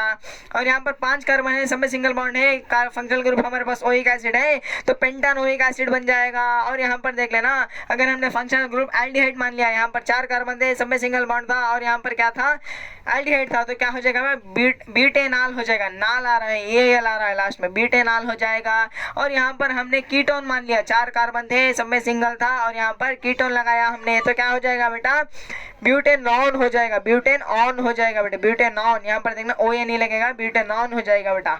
उम्मीद करता हूँ बेटा आपको नॉमेनक्लेचर समझ में आ गया होगा। प्रैक्टिस करेंगे तो और भी अच्छी तरीके से समझ में आ जाएगा बेटा। लेकिन ये टेबल्स आपको याद रखना है। यहाँ पर देखना, यहाँ पर क्या दे रखा है, यहाँ पर हैलोजन के कंपाउंड दे रखे हैं जैसे क्लोरोप्रोपेन, ब्रोमोप्रोपेन। यहाँ पर देखना, यहाँ पर अल्कोहल लगा है, मतलब कि क्या 3 carbon alcohol single bond propanol हो जाएगा, 4 कार्बन सिंगल बॉन्ड, और यहाँ पर एल्डिहाइड लगा हुआ है, एल्डिहाइड CHO लगा हुआ है, तो क्या हो जाएगा, प्रोपेनॉल हो जाएगा बेटा। और यहाँ पर देखना कीटोन लगा है, कीटोन लगा है, कीटोन लगा है, 3 कार्बन है, सब में सिंगल बॉन्ड है, तो प्रोपेनॉन हो जाएगा। 3 कार्बन है और 3 कार्बन है, और यहाँ पर क्या है बेटा, 3 कार्बन है और ओइक एसिड है, यानी कि कार्बोक्सिलिक एसिड है, तो प्रोपेनोइक एसिड बन जाएगा। यहाँ पर डबल बॉन्ड है, डबल बॉन्ड है तो क्या बन जाएगा, प्रोपीन बन जाएगा। ट्रिपल बॉन्ड है तो प्रोपाइन बन जाएगा। अरे हाँ सर, हमें समझ में आ गया है। अच्छे से प्रैक्टिस करेंगे बेटा, नॉमेनक्लेचर के ऊपर बहुत ज़्यादा सवाल आते हैं। और यहाँ पर सबसे ज़्यादा बच्चे फंसते हैं बेटा, एक नॉमेनक्लेचर, दूसरे हो गई बैलेंसिंग। केमिस्ट्री में 2 ही ऐसे कॉन्सेप्ट हैं जिसमें मैक्सिमम बच्चे फंसते हैं बेटा। और यहाँ पर देखना कंबर्शन, अब यहाँ पर केमिकल प्रॉपर्टीज पढ़ रहे हैं हम, इतने स्ट्रक्चरल प्रॉपर्टीज हमने पढ़ लिया। अब केमिकल प्रॉपर्टी जल्दी जल्दी से निपटाते हैं। यहाँ पर देखना कंबर्शन रिएक्शन, सबसे पहले कंबर्शन रिएक्शन पढ़ेंगे। कंबर्शन रिएक्शन में क्या करते हैं सर, हमने कार्बन कंपाउंड को ऑक्सीजन के प्रेजेंस में बर्न करते हैं। जब हम बर्न करेंगे तो ये क्या बन जाएगा बेटा, क्या रिलीज करता है, कार्बन डाइऑक्साइड रिलीज करता है, वाटर मॉलिक्यूल रिलीज करता है और heat and light energy release कर देता है। अरे हाँ सर, इतनी सिंपल रिएक्शन, मतलब कि हमने क्या किया, कार्बन कंपाउंड्स को यानी ऑर्गेनिक कंपाउंड्स को हमने ऑक्सीजन के प्रेजेंस में बंद किया, तो क्या देता है बेटा, ये देता है हमारे पास सबसे पहले कार्बन डाइऑक्साइड देगा, वाटर मॉलिक्यूल देगा, हीट एंड लाइट एनर्जी दे देगा। अरे इतना सिंपल सर, यहाँ पर देखो। और यहाँ पर क्या कर रहे हैं हम, ऑक्सीडाइज कर रहे हैं, क्या कर रहे हैं बेटा, ऑक्सीडाइज कर रहे हैं, तो क्या मिल जाएगा बेटा, हमें कार्बन डाइऑक्साइड मिल जाएगा, हीट एंड लाइट एनर्जी मिल जाएगी और वाटर मॉलिक्यूल मिल जाएगा। अरे सर इतना सिंपल था। यानी ऑर्गेनिक कंपाउंड का हम क्या करें, ऑक्सीजन के प्रेजेंस में बंद कर रहे हैं, हमें क्या मिल रहा है, यहाँ पर कार्बन डाइऑक्साइड मिल रहा है, वाटर मिल रहा है, हीट एंड लाइट एनर्जी मिल रहा है। अरे हाँ सर, इतना सिंपल था। नेक्स्ट यहाँ पर देखना, आपने 2 तरह की फ्लेम देखी होगी। आप जब देखते हो गैस पर कुछ जल रहा है तो कैसे लगेगा बेटा, वो ब्लू कलर की फ्लेम लगेगी। वही आपने क्या कर दिया, आपने समझो समझो समझो समझो, आपने क्या कर दिया, पेपर जला दिया, पेपर जला दिया तो आपको वहाँ पर येलो या फिर ऑरेंज कलर की फ्लेम दिखेगी। सर ये कैसे, अब तक हमें समझ में नहीं आया। ऐसे हो रहा है जब भी हम सैचुरेटेड हाइड्रोकार्बन को जलाएंगे, जब भी हम सैचुरेटेड हाइड्रोकार्बन को जलाएंगे तो हमें क्लीन और ब्लू फ्लेम मिलेगी बेटा, क्लीन और ब्लू फ्लेम मिलेगी कुछ इस कदर। और जब हम अनसैचुरेटेड को जलाते हैं येलो फ्लेम मिलती है कुछ ऐसे। अगर आपने कैम्फर और फिर नाफ्थलीन को जलाया होगा कभी कभार तो आपको कैसे येलो या फिर ऐसे ऑरेंज कलर की फ्लेम मिलेगी जो कि क्लीन नहीं होगी। सैचुरेटेड मतलब क्लीन होगी, अनसैचुरेटेड मतलब येलो हो जाएगी। और यहाँ से क्या निकलेगा बेटा, यहाँ पर सूती फ्लेम निकलेगी, यानी यहाँ से धुआं भी निकलेगा बेटा। समझ में आ गया होगा। और यहाँ पर देखना, alcohol is saturated and burn clean flame. अगर आप अल्कोहल के आग लगा दोगे तो वहाँ से क्लीन फ्लेम निकलेगी, क्योंकि वो क्या है बेटा, सैचुरेटेड कंपाउंड है।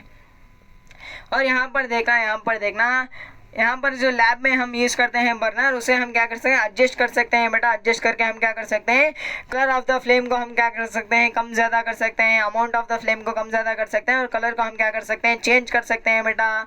यहाँ पर ऑक्सीजन की सप्लाई में करते हैं। अगर आपने प्रैक्टिकल कर रखे होंगे तो आपको ये चीज़ पता होगी। नेक्स्ट यहाँ पर देखना, सैचुरेटेड क्या दे रहे थे, क्लीन फ्लेम दे रहे थे, अनसैचुरेटेड येलो सूती फ्लेम दे रहे थे। लेकिन सर सैचुरेटेड कंपाउंड्स को हमने ऑक्सीजन के कम में यानी लिमिटेड ऑक्सीजन के प्रेजेंस में हमने क्या कर दिया, बंद कर दिया, तो वो भी क्या देंगे बेटा, येलो कलर की फ्लेम दे देंगे। यानी हमने क्या कर दिया, ऑक्सीजन को क्या कर दिया, ऑक्सीजन के अमाउंट को कम कर दिया, तो सैचुरेटेड भी क्या दे देंगे बेटा, येलो फ्लेम दे देंगे। अरे सर ऐसा होता है क्या ये। और आपने कभी कभार देखा होगा, आपने जो चूल्हा होगा ना बेटा, चूल्हे में आपने देखा होगा कि वहाँ पर क्या होते हैं, होल्स होते हैं। क्यों सर होल्स होते हैं, होल्स इसलिए होते हैं क्योंकि वहाँ पर एयर पहुँचनी चाहिए बेटा, ऑक्सीजन ठीक तरह से पहुँचनी चाहिए। अगर ठीक तरह से ऑक्सीजन नहीं पहुँच रही तो ऐसी फ्लेम आएगी। ऐसी फ्लेम आने के बाद आपको क्या दिखेगा, जो भी आपका जो वेसल होगा ना बेटा, कुकिंग वेसल, उसके नीचे आपको ब्लैक कलर की लेयर देखने को मिलेगी। कैसी देखने को मिलेगी बेटा, ब्लैक कलर की लेयर देखने को मिलेगी। और जो कोल एंड पेट्रोलियम होते हैं बेटा, उसमें नाइट्रोजन एंड सल्फर होते हैं। अगर आप नाइट्रोजन एंड सल्फर को जलाएंगे तो वहाँ से हार्मफुल गैसेस निकलेंगे बेटा, जैसे सल्फर ट्राइऑक्साइड मिलेंगे, नाइट्रोजन डाइऑक्साइड, नाइट्रोजन पेंटाऑक्साइड मिलेगी, जो कि क्या होते हैं बेटा, मेजर पोल्यूटेंट होते हैं, मेजर एयर पोल्यूटेंट होते हैं। यहाँ पर देखना कुछ जो है बेटा, यहाँ पर देखना कुछ ऐसे फ्लेम देते हैं और फिर कोल को जलाएंगे तो क्या करेंगे, वो फ्लेम नहीं देंगे बेटा, सिर्फ ऐसे ही क्या करेंगे, जलते जाएंगे। सर ऐसा क्यों हो रहा है?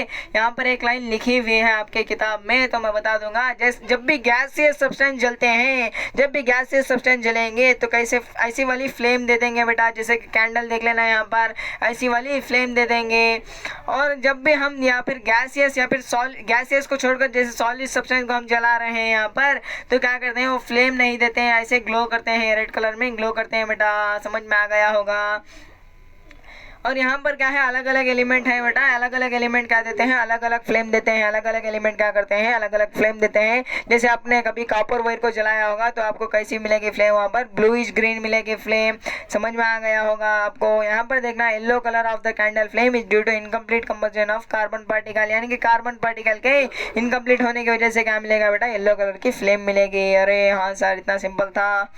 Next, formation of a coal and petroleum. Sir coal and petroleum कैसे फॉर्मेशन होगा? यहाँ पर देखो यार, जो भी हमारे पास बायोडाइवर्सिटी थी, बायोमास था बेटा, यानी कि हम सब लिविंग ऑर्गेनिज्म थे, तो क्या कर दिया, यहाँ पर देखो जैसे भी अर्थक्वेक आते हैं ना, तो क्या हो जाते हैं, ये सारे के सारे पौधे जानवर यहाँ पर क्या करते हैं, जमीन के अंदर चले जाते हैं। क्या हो जाते हैं बेटा, जमीन के अंदर चले जाते हैं।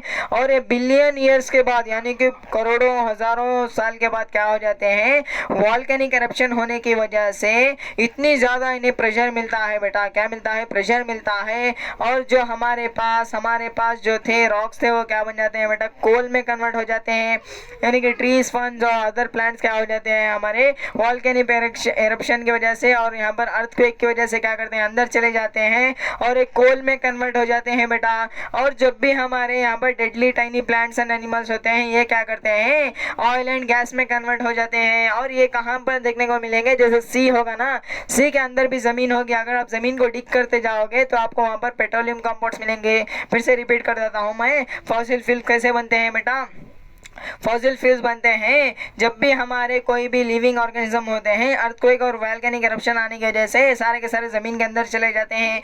ज़मीन के अंदर जाने के बाद मिलियन ईयर के बाद, यानी करोड़ों साल के बाद क्या हो जाता है बेटा, ये हाई टेम्परेचर हाई प्रेशर की वजह से किस में कन्वर्ट हो जाते हैं, जो भी हमारे यहाँ पर टाइनी प्लांट्स जो वगैरह थे, ये सारे के सारे कोल में कन्वर्ट हो जाते हैं। और डेडली मारे, यानी कि जो पानी में जीने वाले ऑर्गेनिज्म में होते हैं, वो क्या करते हैं बेटा, वो क्या करते हैं, सी के अंदर ही दब के मर जाते हैं।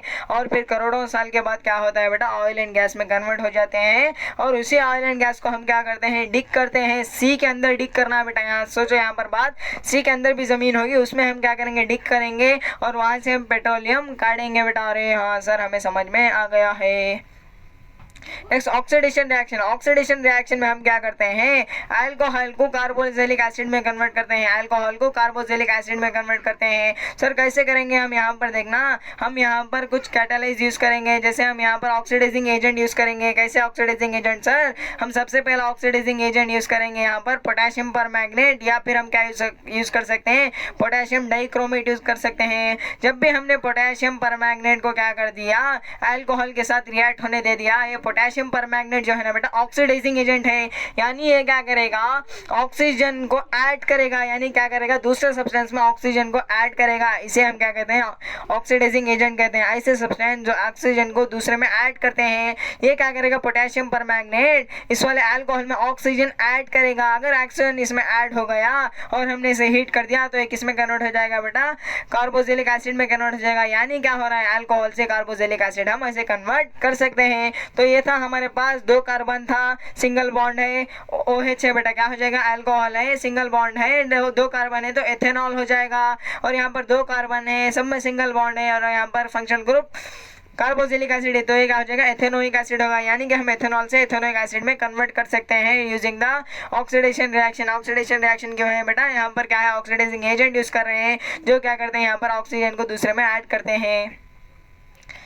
नेक्स्ट यहाँ पर देख लेना, एडिशन रिएक्शन। एडिशन रिएक्शन में क्या करते हैं सर, हम यहाँ पर देखना, अल्केन्स को अल्केन्स में कन्वर्ट करते हैं। यानी कि डबल बॉन्ड वाले कंपाउंड्स को हम क्या करते हैं, सिंगल बॉन्ड में कन्वर्ट करते हैं। सर ये कैसे करेंगे हम, यहाँ पर देखना, हम यहाँ पर कैटालिस्ट यूज करेंगे। कैटालिस्ट क्या करता है बेटा, कैटालिस्ट क्या करता है, अपने रिएक्शन के रेट को बढ़ाता है। यानी कि आप समझो, मेरे पास एक रिएक्शन करा रहा हूँ मैं, 10 मिनट में हो सकती है रिएक्शन, 10 मिनट मेरे पास टाइम नहीं है, तो मैं क्या करूँगा, ऐसा सब्सटेंस डालूंगा उसके अंदर, ऐसा सब्सटेंस डालूंगा और वो क्या हो जाएगी, 10 मिनट की रिएक्शन सिर्फ और सिर्फ 10 सेकंड में कंप्लीट हो जाएगी। 10 मिनट की रिएक्शन 10 सेकंड में कन्वर्ट हो रही है, यानी कि रिएक्शन के रेट को बढ़ा देगा कैटालिस्ट। और कैटालिस्ट की एक प्रॉपर्टी होती है, जैसा मैंने समझो 10 ग्राम कैटालिस्ट डाला था, रिएक्शन 10 मिनट की 10 सेकंड में हो गई और फिर मैं कैटालिस्ट को काटूंगा तो सेम अमाउंट रहेगा, यानी कि खुद क्या होगा, इन्वॉल्व नहीं होगा रिएक्शन में, बस क्या करेगा, ये रिएक्शन को स्पीड अप कर देगा बेटा। इसे हम कैटालिस्ट कहते हैं। हम यहाँ पर कैटालिस्ट कैसे यूज कर सकते हैं, निकल यूज कर सकते हैं या फिर पैलेडियम हम यहाँ पर यूज कर सकते हैं।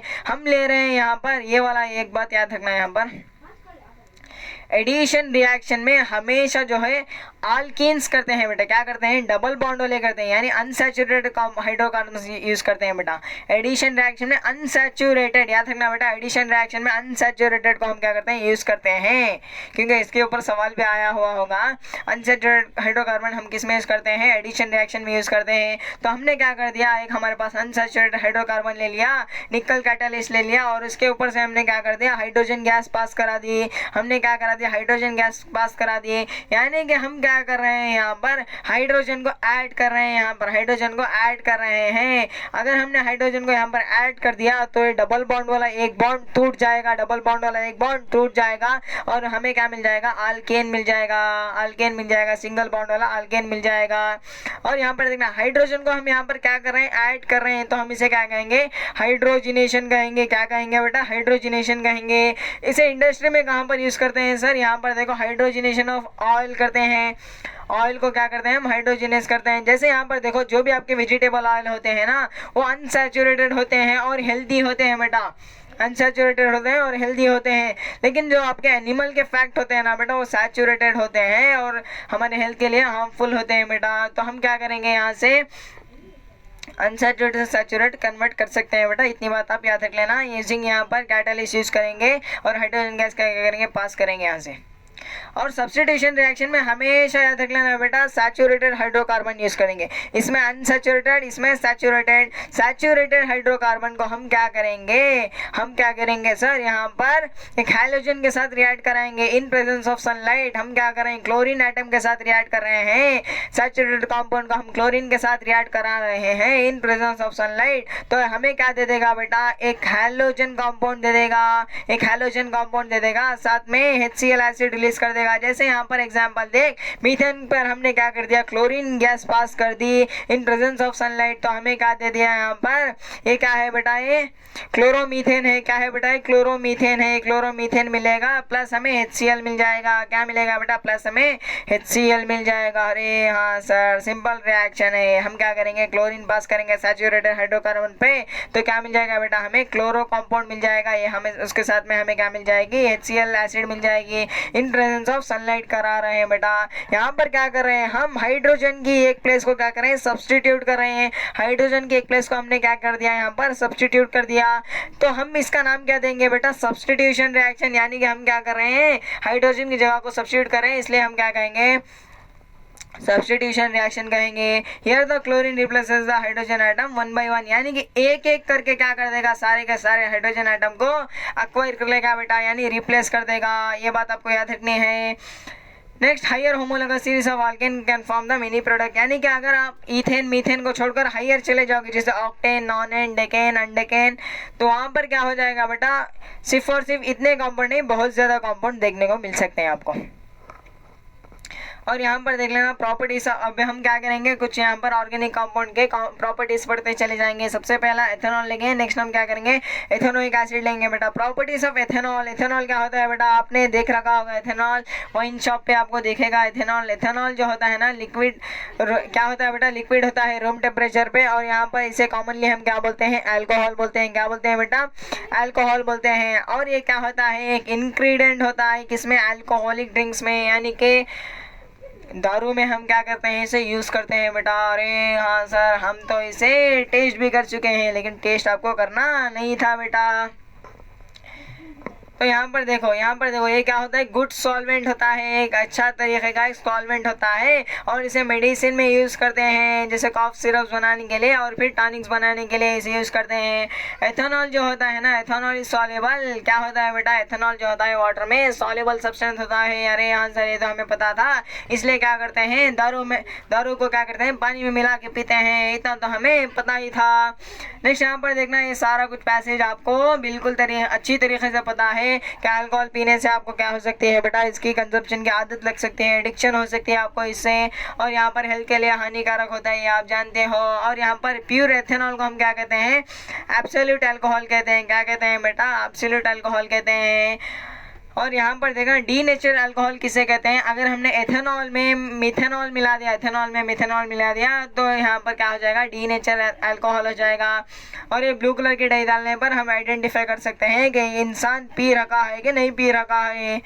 समझ में आ गया होगा आपको ये वाला पार्ट। तो आप जनरल बात है बेटा, इसमें कुछ ज़्यादा यहाँ पर रटने की वाली बात नहीं है, बस आपको इतना याद रखना है, एब्सोल्यूट अल्कोहल क्या होगा, डीनेचर्ड अल्कोहल क्या हो जाएगा। और एक शॉकिंगली बात बताऊं मैं, अल्कोहल को हम एज अ फ्यूल भी यूज़ कर सकते हैं। क्या क्या यूज़ कर सकते हैं बेटा, फ्यूल की तरह भी यूज़ कर सकते हैं। जैसे बहुत ज़्यादा कंट्रीज़ में अल्कोहल को फ्यूल की तरह यूज़ किया जा रहा है। पेट्रोल के साथ क्या कर सकते हैं, इसे मिलाकर हम गाड़ी चला सकते हैं बेटा। और क्यों कर सकते हैं बेटा, क्योंकि ये जो है प्योर है बेटा, प्योर रहने की वजह से क्या करेगा, only carbon dioxide and water release करेगा अकॉर्डिंग टू कंबशन रिएक्शन। और प्रॉपर्टीज ऑफ एथेनॉल, एथेनॉल के क्या क्या प्रॉपर्टीज हैं बेटा, यहाँ पर देखो प्रॉपर्टीज के एथेनॉल में, रिएक्शंस ऑफ एथेनॉल देखने वाले हैं हम। रिएक्शन ऑफ एथेनॉल में सबसे पहली रिएक्शन हम यहाँ पर देखना बेटा, हम यहाँ पर क्या मानेंगे, एथेनॉल को बेस मानेंगे, हम मान रहे हैं, ये बात याद रखना बेटा।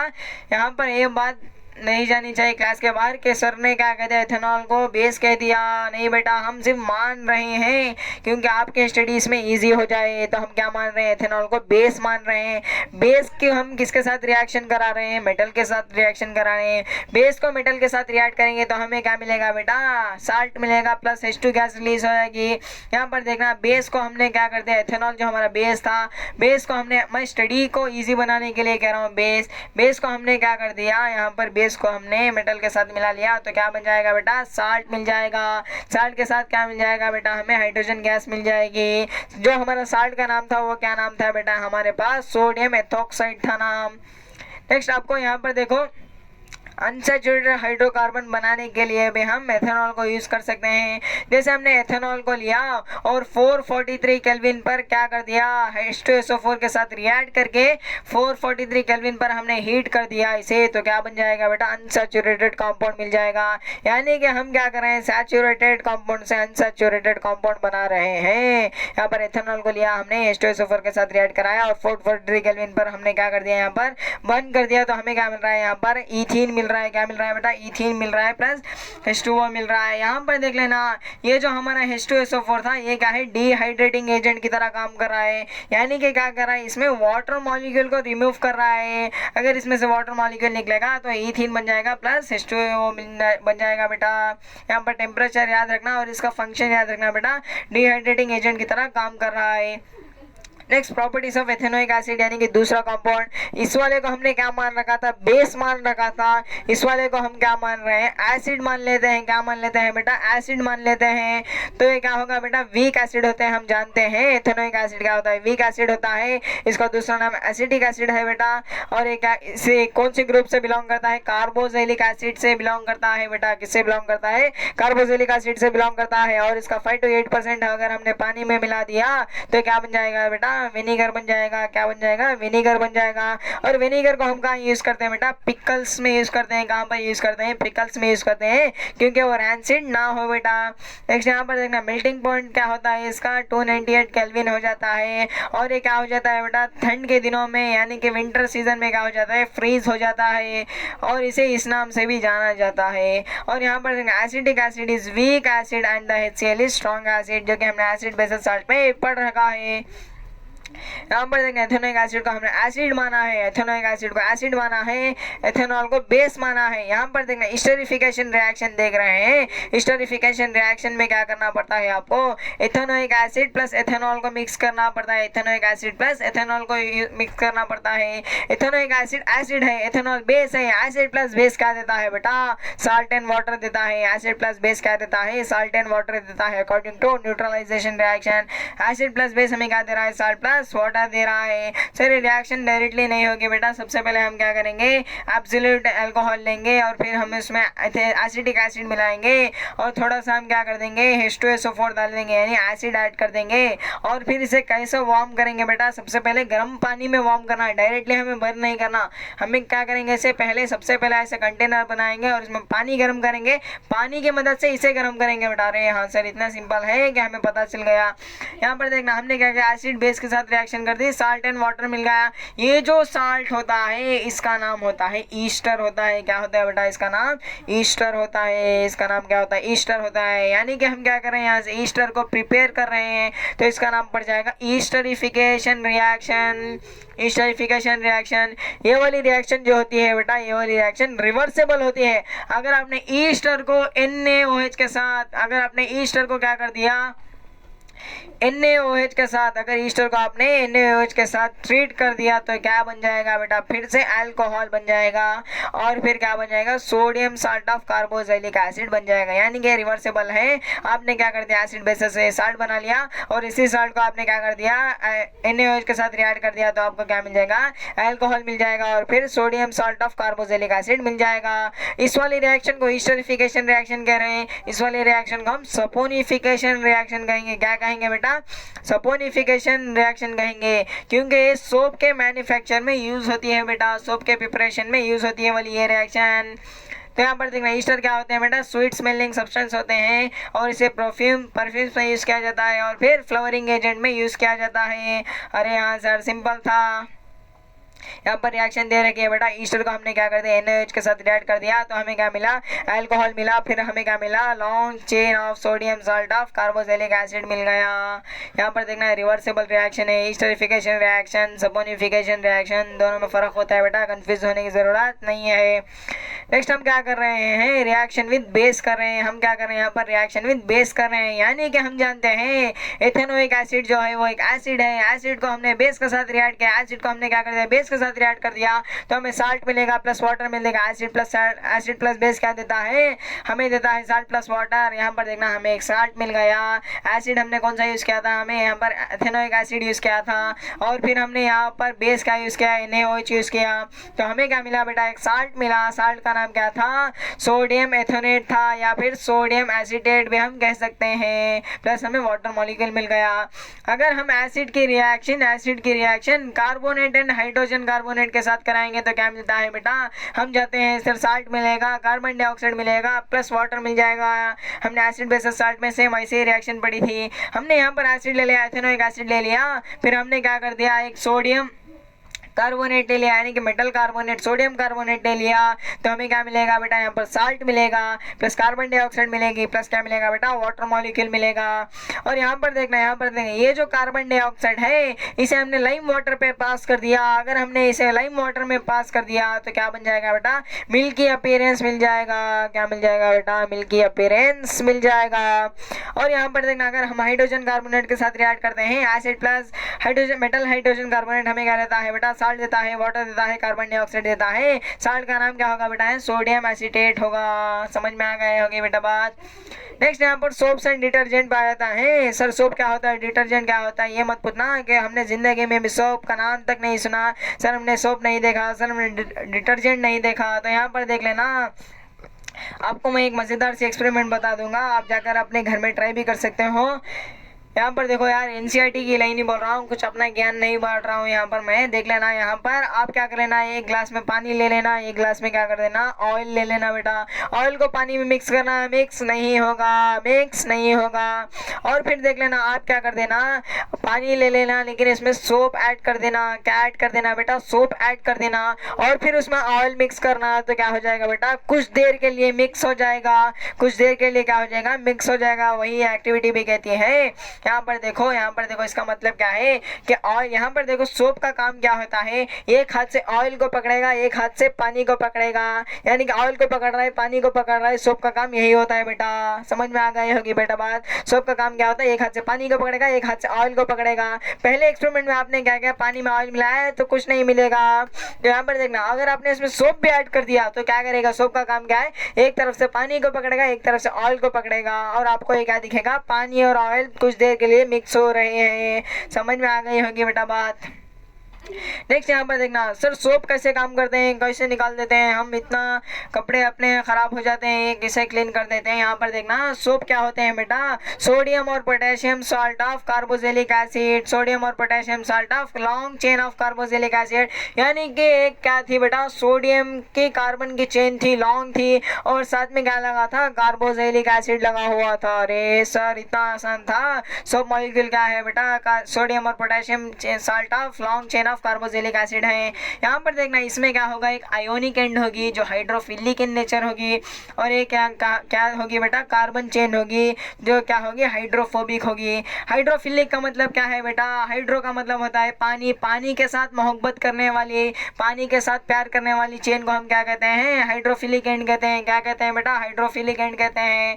और यहाँ पर जो पानी से नफरत करने वाली जो चेन थी उसे क्या कहेंगे, हाइड्रोफोबिक कहेंगे। हाइड्रोफिलिक मतलब पानी से प्यार, हाइड्रोफोबिक मतलब पानी से नफरत। तो यहाँ पर देखना, हमारे जो डर्ट होता है ना बेटा, डर्ट जो होता है वो ऑयली इन नेचर होता है। कैसे नेचर में होता है बेटा, ऑयली इन नेचर होता है। ऑयली इन नेचर रहने की वजह से जो हाइड्रोफिलिक एंड होगी वो पानी के साथ क्या कर लेगी बेटा, बॉन्ड बना लेगी, और जो पानी से नफरत करने वाली बॉन्ड थी वो क्या कर लेगी बेटा, ऑयल के साथ बॉन्ड बना लेगी। यहाँ से पानी के साथ बना लिया, यहाँ पर ऑयल ड्रॉपलेट जो कि क्या था हमारे पास, यहाँ पर डीट था, इसे ही हमें क्लीन करना था। तो जो हमारा डीट होता है ऑयल इन नेचर होता है, यहाँ पर ऑयल के साथ बॉन्ड बना रही है, यहाँ पर पानी के साथ बॉन्ड बना रही है, तो ये वाला स्ट्रक्चर बना लेगा हमारा सोप मॉलिक्यूल। यहाँ पर देखेंगे ये एक सोप की चेन है, यहाँ पर एक सोप की चेन है, ये एक सोप की चेन है, ऐसे चलते चलते बहुत ज़्यादा चेन बन जाएंगे, ऐसा स्ट्रक्चर बना लेंगे। ऐसे स्ट्रक्चर को हम क्या कहेंगे, मिसल्स कहेंगे बेटा। क्या कहेंगे, मिसल्स कहेंगे।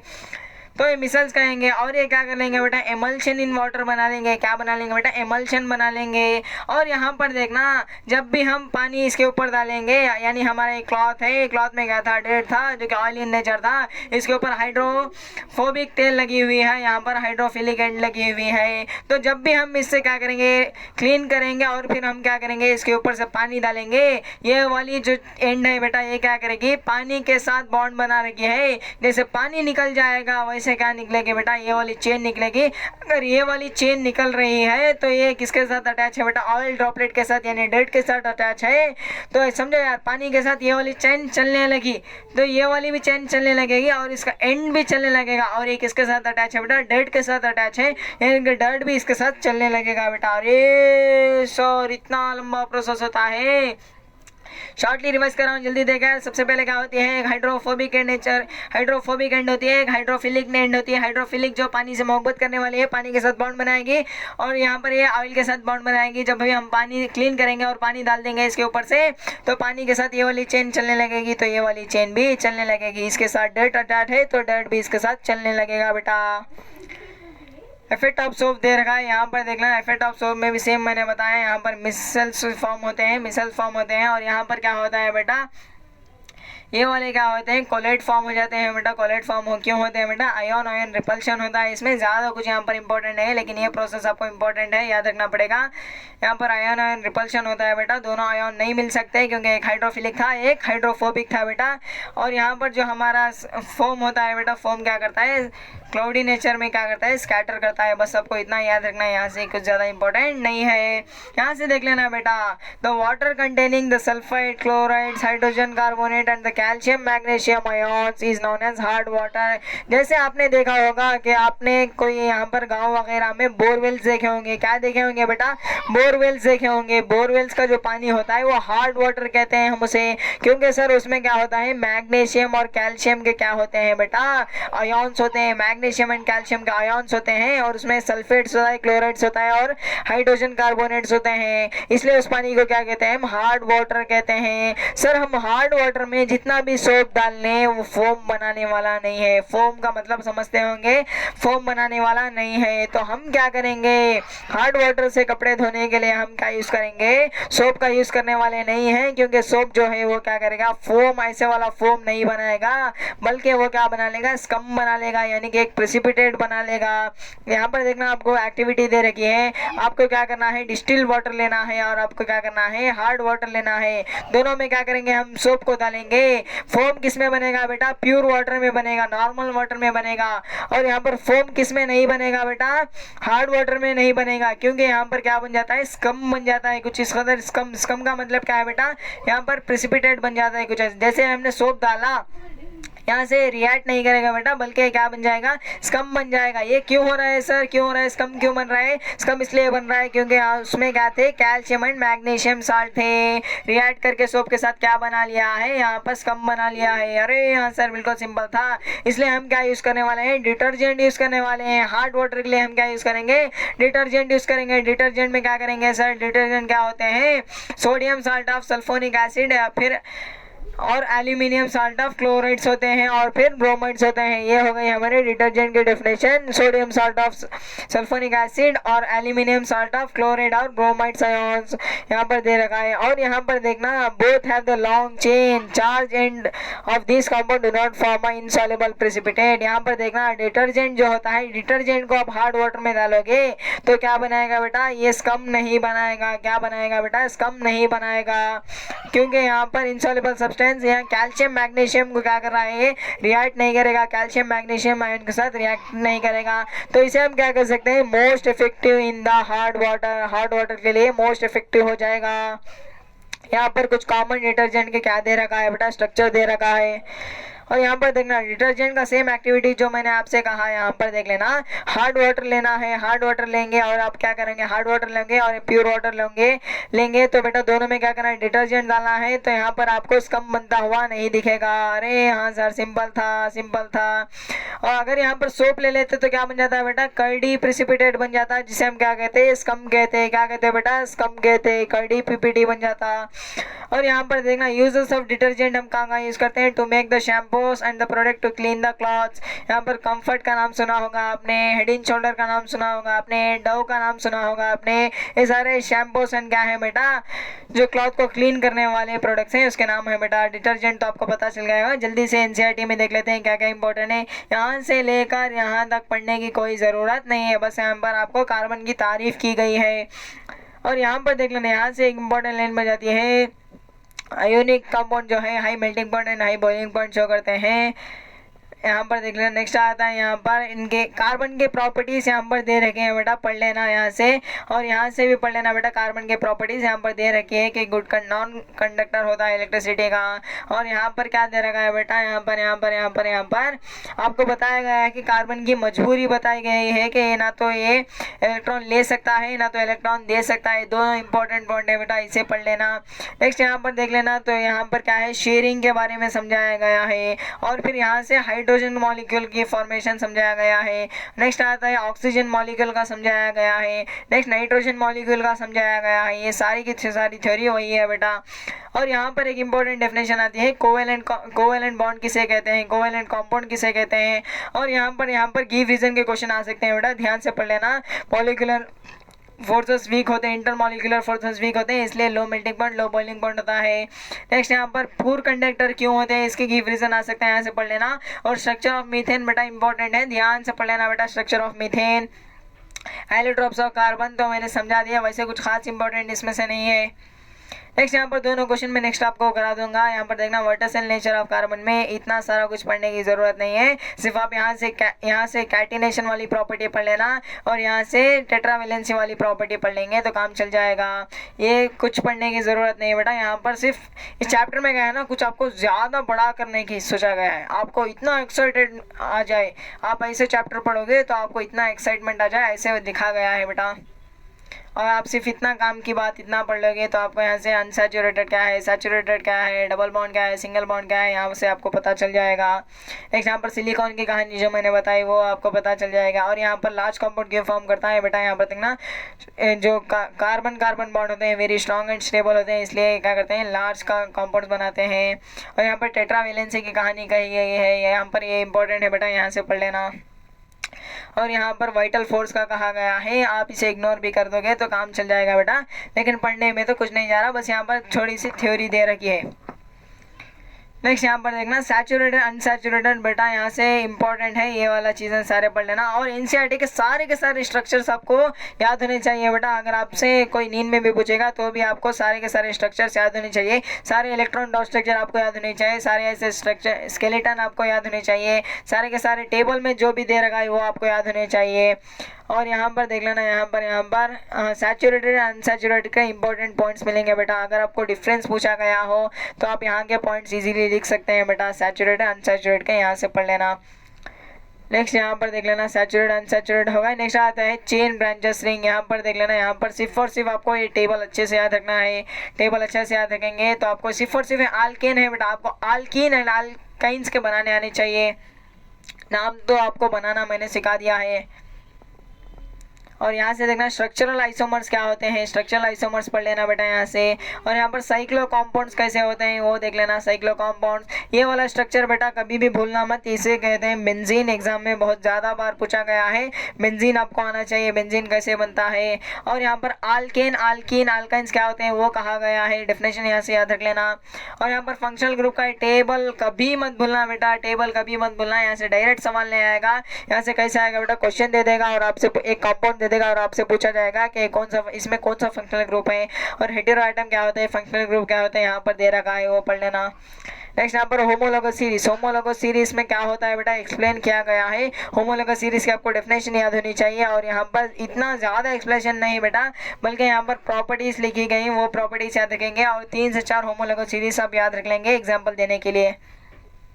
नेक्स्ट यहाँ पर जनरल फॉर्मूले सिर्फ और सिर्फ किसका बताया गया है, आल्कीन का बताया गया है, आल्काइन यहाँ पर देखना आल्कीन का बताया गया है, आल्केन और आल्काइन का नहीं बताया गया है, मैंने आपको बता दिया तीनों फार्मूले याद रखेंगे बेटा। यहाँ पर क्या करना है, अगर आपको कोई सा भी जनरल स्ट्रक्चर बनाना है, हाइड्रोजन कितने आएंगे, कार्बन कितने आएंगे नहीं पता, तो आपको कार्बन का नंबर तो पता होगा ना। अगर समझो यहाँ पर मुझे आल्कीन बनाना है 2 कार्बन वाला, तो मैं कैसे बताऊंगा, एन की जगह क्या कर देना है 2 डालना है C2 और यहाँ पर कितना हो जाएगा H4 हो जाएगा, एन की जगह डालेंगे 2 तो कितना हो जाएगा C2H4 हो जाएगा, ऐसे बना सकते हैं। और फिर होमोलोगस सीरीज के प्रॉपर्टीज यहाँ पर लिखे हुए हैं बेटा, याद रख लेना।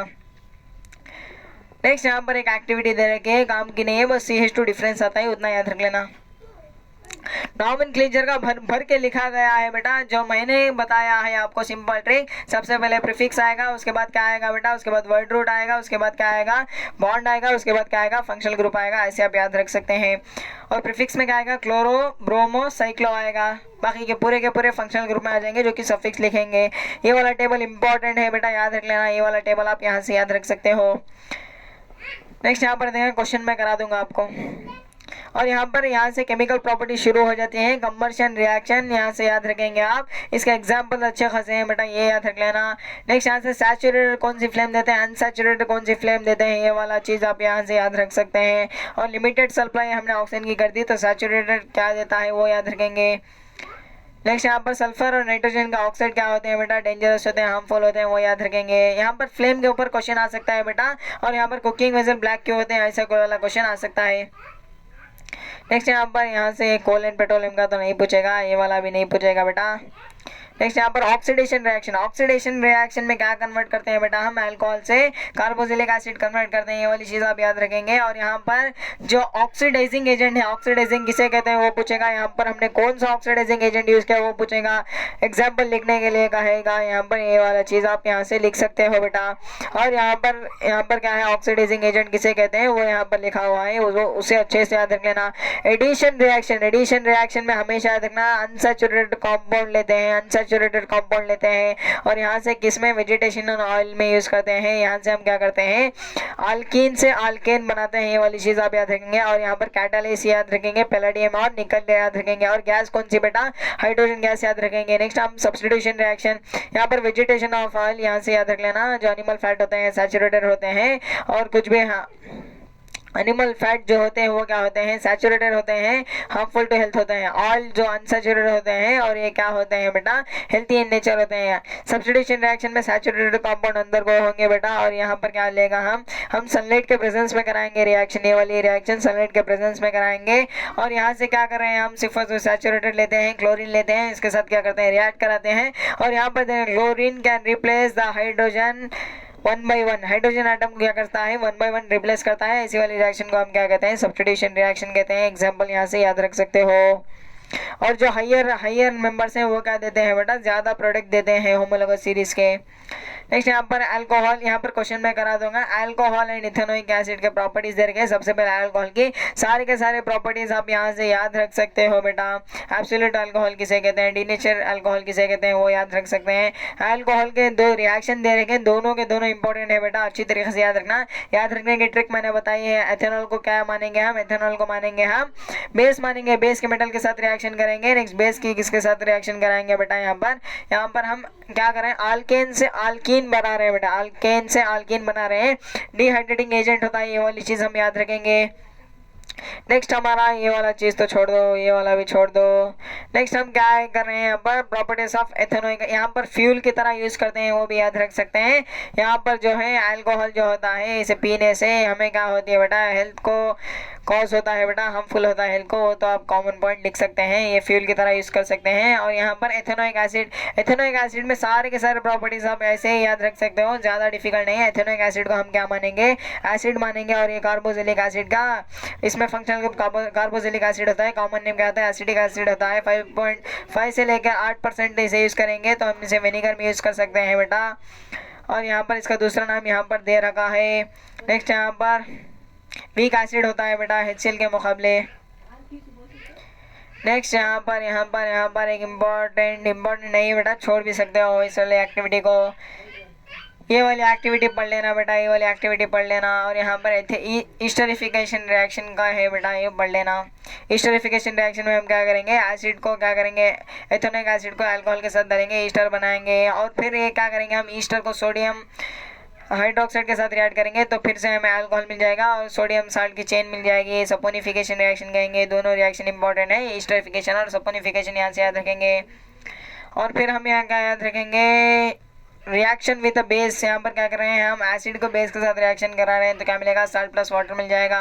और फिर मेटल कार्बोनेट एंड हाइड्रोकार्बोनेट के साथ रिएक्शन करा रहे हैं, इसी एक्टिविटी में वो क्या है बेटा यहाँ पर देख लेना, ये वाले दोनों के दोनों रिएक्शन इंपॉर्टेंट याद रख लेंगे, क्वेश्चंस में करा दूंगा। सोप्स एंड डिटर्जेंट में आपको इतना याद रखना है कि यहाँ पर मैकेनिज्म बताना आपको आना पड़ेगा बेटा, मैकेनिज्म कैसे होता है वो आना पड़ेगा बेटा। नेक्स्ट आता है बेटा यहाँ पर कौन सी एंड हाइड्रोफोबिक है हाइड्रोफिलिक है, मैकेनिज्म कैसे होता है, सारा का सारा आपको आना चाहिए। मिजल्स कैसे फॉर्म होते हैं, मिजल्स क्या होते हैं, सोप्स क्या होते हैं, डिटर्जेंट क्या होते हैं बेटा, वो चीज़ आपको आनी चाहिए, वो चीज़ आपको आनी चाहिए बेटा। यहाँ पर लिखा गया है डिटर्जेंट हम क्यों यूज़ करते हैं, सोप क्यों नहीं यूज़ करते हैं, हार्ड वाटर में कौन कौन से साल्ट्स होते हैं बेटा, कौन कौन से आयॉन्स होते हैं, स्कम गफ फॉर्म होता है, फोम गफ फॉर्म होता है, ये वाली चीज़ आप याद रखें, क्वेश्चंस में करा दूंगा। तो चलिए सारे के सारे इंडेक्स और एक्सरसाइज क्वेश्चन आप सॉल्व करेंगे। यहाँ पर देखना ये सारे के सारे क्वेश्चन आप सॉल्व करना है बेटा, मैं इंडेक्स और एक्सरसाइज सॉल्व कराता हूँ जल्दी से। काफ़ी बड़ा हो गया है बेटा चैप्टर, लेकिन हम क्या करेंगे जल्दी से सॉल्व कर लेंगे। यहाँ पर देखो आपको इलेक्ट्रॉन डॉट स्ट्रक्चर बना था CO2 का, कार्बन क्या जाएगा ऑक्टेट कंप्लीट करने के लिए 2 इलेक्ट्रॉन इधर रखेगा, 2 इलेक्ट्रॉन इधर रखेगा, ऑक्सीजन अपने 2 इलेक्ट्रॉन इधर रखेगा और ये वाला ऑक्सीजन अपने 2 इलेक्ट्रॉन इधर रखेगा। और कार्बन क्या हो जाएगा इसके पास 8 हो जाएंगे, इसके पास भी 8 हो जाएंगे, इसके पास भी 8 हो जाएंगे बेटा, सिंपल है। यहाँ पर थोड़ा कॉम्प्लिकेटेड क्वेश्चन कहूँगा मैं और एग्जाम में पूछने के चांसेस भी कम होते हैं बेटा। यहाँ पर देख लेना हमें सल्फर 8 सल्फर का मॉलिक्यूल बनाना है, तो ये मॉलिक्यूल कैसे बनता है बेटा क्राउन शेप में बनता है। कैसे बनता है बेटा क्राउन शेप में बनता है, कुछ इस कदर आप याद रख सकते हो इसे। यहाँ पर एक बॉन्ड और एक बॉन्ड क्या कर रहे हैं कोवेलेंट नेचर बना रहे हैं। यहाँ पर इसका एक इलेक्ट्रॉन क्या कर रहा है एक बॉन्ड बना रहा है, इसका एक इलेक्ट्रॉन यहाँ पर कोवेलेंट नेचर बना रहा है, कोवेलेंट बॉन्ड बना रहा है। यहाँ पर इसका एक इलेक्ट्रॉन कोवेलेंट बॉन्ड, इसका एक कोवेलेंट ऐसे क्राउन शेप में बनाएगा बेटा। नेक्स्ट यहाँ पर देखना ड्रॉ द स्ट्रक्चरल आइसोमर्स, यानी कि स्ट्रक्चरल आइसोमर्स हमें ड्रॉ करना है। सबसे पहले हम स्ट्रेट चेन बनाएंगे। क्या बनाएंगे बेटा? स्ट्रेट चेन बनाएंगे। और फिर इस वाले कार्बन को उठा के हम यहाँ पर लेके आ जाएंगे तो ये ब्रांच हो जाएगा। आप पूछ सकते हैं कि सर हम यहाँ पर मिलाएंगे, यहाँ पर मिला सकते हैं लेकिन दोनों में फर्क नहीं रहेगा, तो ये वाला बन जाएगा। हमें यहाँ पर लाने पर ये वाला बन गया। नेक्स्ट हम क्या करेंगे? ये वाले कार्बन को उठाएंगे और यहाँ पर चढ़ा देंगे। यहाँ पर चढ़ा दिया तो ये क्या बन जाएगा? ऐसे बनेगा। क्या सर कोई और पॉसिबल है? सर हम क्या कर सकते हैं? ये वाले कार्बन को उठा के यहाँ ला सकते हैं, लेकिन ये जो बनेगा कंपाउंड और उसमें कुछ भी फर्क नहीं होगा, बस क्या हो जाएगा? इन्वर्शन रहेगा। बेटा समझ में आ गया होगा आपको। अगर आप इस वाले कार्बन को लेके यहाँ पर लेके आ जाओगे, इस वाले कार्बन को यहाँ पर लेके आ जाओगे, जो बनेगा कंपाउंड और इसमें कुछ भी फर्क नहीं रहेगा। यानी कि पेंटेन के कितने बनेंगे बेटा? स्ट्रक्चरल आइसोमर्स 3 ही बनेंगे। सर स्ट्रक्चरल आइसोमर्स क्या मीथेन में बनेगा? नहीं बनेगा। ईथेन में नहीं बनेगा, प्रोपेन में नहीं बनेगा। स्ट्रक्चरल आइसोमर्स स्टार्ट होते हैं ब्यूटेन से। बेटा कहाँ से स्टार्ट होते हैं? ब्यूटेन से स्टार्ट होते हैं। यानी कि मिनिमम 4 कार्बन चाहिए स्ट्रक्चरल आइसोमर्स को बनाने के लिए। नेक्स्ट यहाँ पर ट्रू प्रॉपर्टीज कौन कौन से बेटा? कैटिनेशन एंड टेट्रावेलेंसी पूछा गया है, उसके बारे में और भी बढ़ा कर आप लिख सकते हो। यहाँ पर electron dot structure of cyclopentane पूछा गया है, ड्रॉ इजीली कर सकते हो बेटा। एक इलेक्ट्रॉन में एक बॉन्ड बनेगा, एक बॉन्ड बनेगा, एक बॉन्ड बनेगा, एक बॉन्ड बनेगा, एक बॉन्ड बनेगा, बाकी सब हाइड्रोजन लग जाएंगे। सिंपल है बेटा। नेक्स्ट यहाँ पर देखना, यहाँ पर देखना इथेनोइक एसिड का हमें क्या पूछा गया है? स्ट्रक्चर पूछा गया है। यहाँ पर देखना इत का मतलब क्या है? 2 कार्बन। एन है मतलब कि सारे में सिंगल बॉन्ड आएगा, आल्केन आएगा। इथेनोइक यानी कि एथेनोइक एसिड, यानी कि ओइक एसिड आ रहा है तो कार्बोक्सिलिक एसिड लगा देंगे। इत मतलब 2 कार्बन और यहाँ पर सिंगल बॉन्ड आ रहा है, एन आ रहा है मतलब सिंगल बॉन्ड लगेगा, और यहाँ पर क्या लगेगा? ओइक एसिड मतलब कार्बोक्सिलिक एसिड ग्रुप लग जाएगा। और यहाँ पर ब्रोमोपेंटेन है। ब्रोमोपेंटेन का मतलब क्या है सर? पेंटेन डालेंगे और फिर क्या करेंगे? एक हाइड्रोजन को ब्रोमीन से रिप्लेस कर देंगे तो क्या बन जाएगा बेटा? ब्रोमोपेंटेन बन जाएगा। यहाँ पर पूछा गया है कि ब्रोमोपेंटेन के स्ट्रक्चरल आइसोमर बन सकते हैं क्या? बन सकते हैं सर। ये ब्रोमो को हमने क्या कर दिया? यहाँ पर रिप्लेस कर दिया, या फिर हमने यहाँ पर रिप्लेस कर दिया इस वाले हाइड्रोजन पे, तो हमें क्या बन जाएगा? यहाँ से 3 स्ट्रक्चरल आइसोमर मिल जाएंगे। और फिर ब्यूटेनॉन का पूछा है। ब्यूट मतलब 4 कार्बन, एन मतलब सिंगल बॉन्ड, ओएनई मतलब क्या लगेगा? कीटोन लगेगा बेटा। हमने क्या कर दिया? 4 कार्बन, ओएनई लग रहा है तो हमने लगा दिया, सारे सिंगल बॉन्ड आ जाएंगे। नेक्स्ट पूछा गया हेक्सानॉल पूछा गया बेटा। एल्डिहाइडिक ग्रुप है, एल है मतलब एल्डिहाइडिक ग्रुप है, एक्स मतलब 6 कार्बन लगेंगे, ये एन मतलब सारे सिंगल बॉन्ड लगेंगे, सारे सिंगल बॉन्ड 6 कार्बन, और यहाँ पर एल मतलब एल्डिहाइडिक ग्रुप लगा दिया हमने। इसे ऐसे भी हम लिख सकते हैं। और यहाँ पर देखना हाउ डू यू नेम। यहाँ पर हमें क्या करना है? नेमिंग करना है बेटा। यहाँ पर कितने कार्बन है सर? 2 कार्बन है, सारे में सिंगल बॉन्ड है तो क्या हो जाएगा? इथेन हो जाएगा, लेकिन सर ब्रोमीन लगा है तो ब्रोमो इथेन हो जाएगा। यहाँ पर देखना सिर्फ एक ही कार्बन है मतलब मिथ लगेगा, सारे सिंगल बॉन्ड है। यहाँ पर देखना सारे सिंगल बॉन्ड किस किस के बीच में होने चाहिए? कार्बन कार्बन के बीच में होने चाहिए। कार्बन कार्बन, सर एक ही कार्बन है तो सारे सिंगल बॉन्ड है। यहाँ पर O का हमें डबल बॉन्ड कंसिडर नहीं करना है बेटा। हम क्या है? कार्बन क्या है बेटा? सिंगल बॉन्डेड है, यानी कि AN लगेगा, यानी आल्केन का AN लगेगा। और फिर यहाँ पर क्या है? Double bond O and H है बेटा, CHO, यानी कि एल्डिहाइड बन जाएगा। एक कार्बन सिंगल बॉन्ड एल्डिहाइड क्या हो जाएगा बेटा? मेथेनॉल हो जाएगा। मेथेनॉल नहीं बेटा, मेथेनॉल हो जाएगा। और फिर यहाँ पर कितने हैं? 6 कार्बन दे रखे हैं, ट्रिपल बॉन्ड दे रखा है, 6 कार्बन हेक्स, और ट्रिपल बॉन्ड मतलब आल्कीन का वही नहीं लग जाएगा, हेक्सीन हो जाएगा, हेक्साइन हो जाएगा बेटा, वही नहीं मतलब हेक्साइन। यहाँ पर क्या दे रखा है बेटा? जो कन्वर्जन होता है एथेनॉल से एथेनोइक एसिड को कन्वर्ट करेगा। ऑक्सीडेशन रिएक्शन क्यों होता है? क्योंकि हम क्या कर रहे हैं? ऑक्सीजन को यहाँ पर ऐड कर रहे हैं। और ये वाला क्वेश्चन बेटा हम क्या यूज करते हैं? Mixture of oxygen and ethane करते हैं, mixture of oxygen and ethane करते हैं। और उसमें mixture of ethane and oxygen को हम क्या यूज़ करते हैं बेटा? वेल्डिंग में यूज़ करते हैं। क्यों यूज़ करते हैं? उसकी जगह हम एयर क्यों नहीं यूज़ करते? क्योंकि वहाँ पर क्या हो जाएगा? कंबशन रिएक्शन नहीं हो सकती, इसलिए हम क्या करते हैं? ऑक्सीजन को यूज़ करेंगे। लिमिटेड सप्लाई होगी तो नहीं होगा, लेकिन ऑक्सीजन होगी तो ईजिली वहाँ पर कंबशन रिएक्शन हो जाएगा।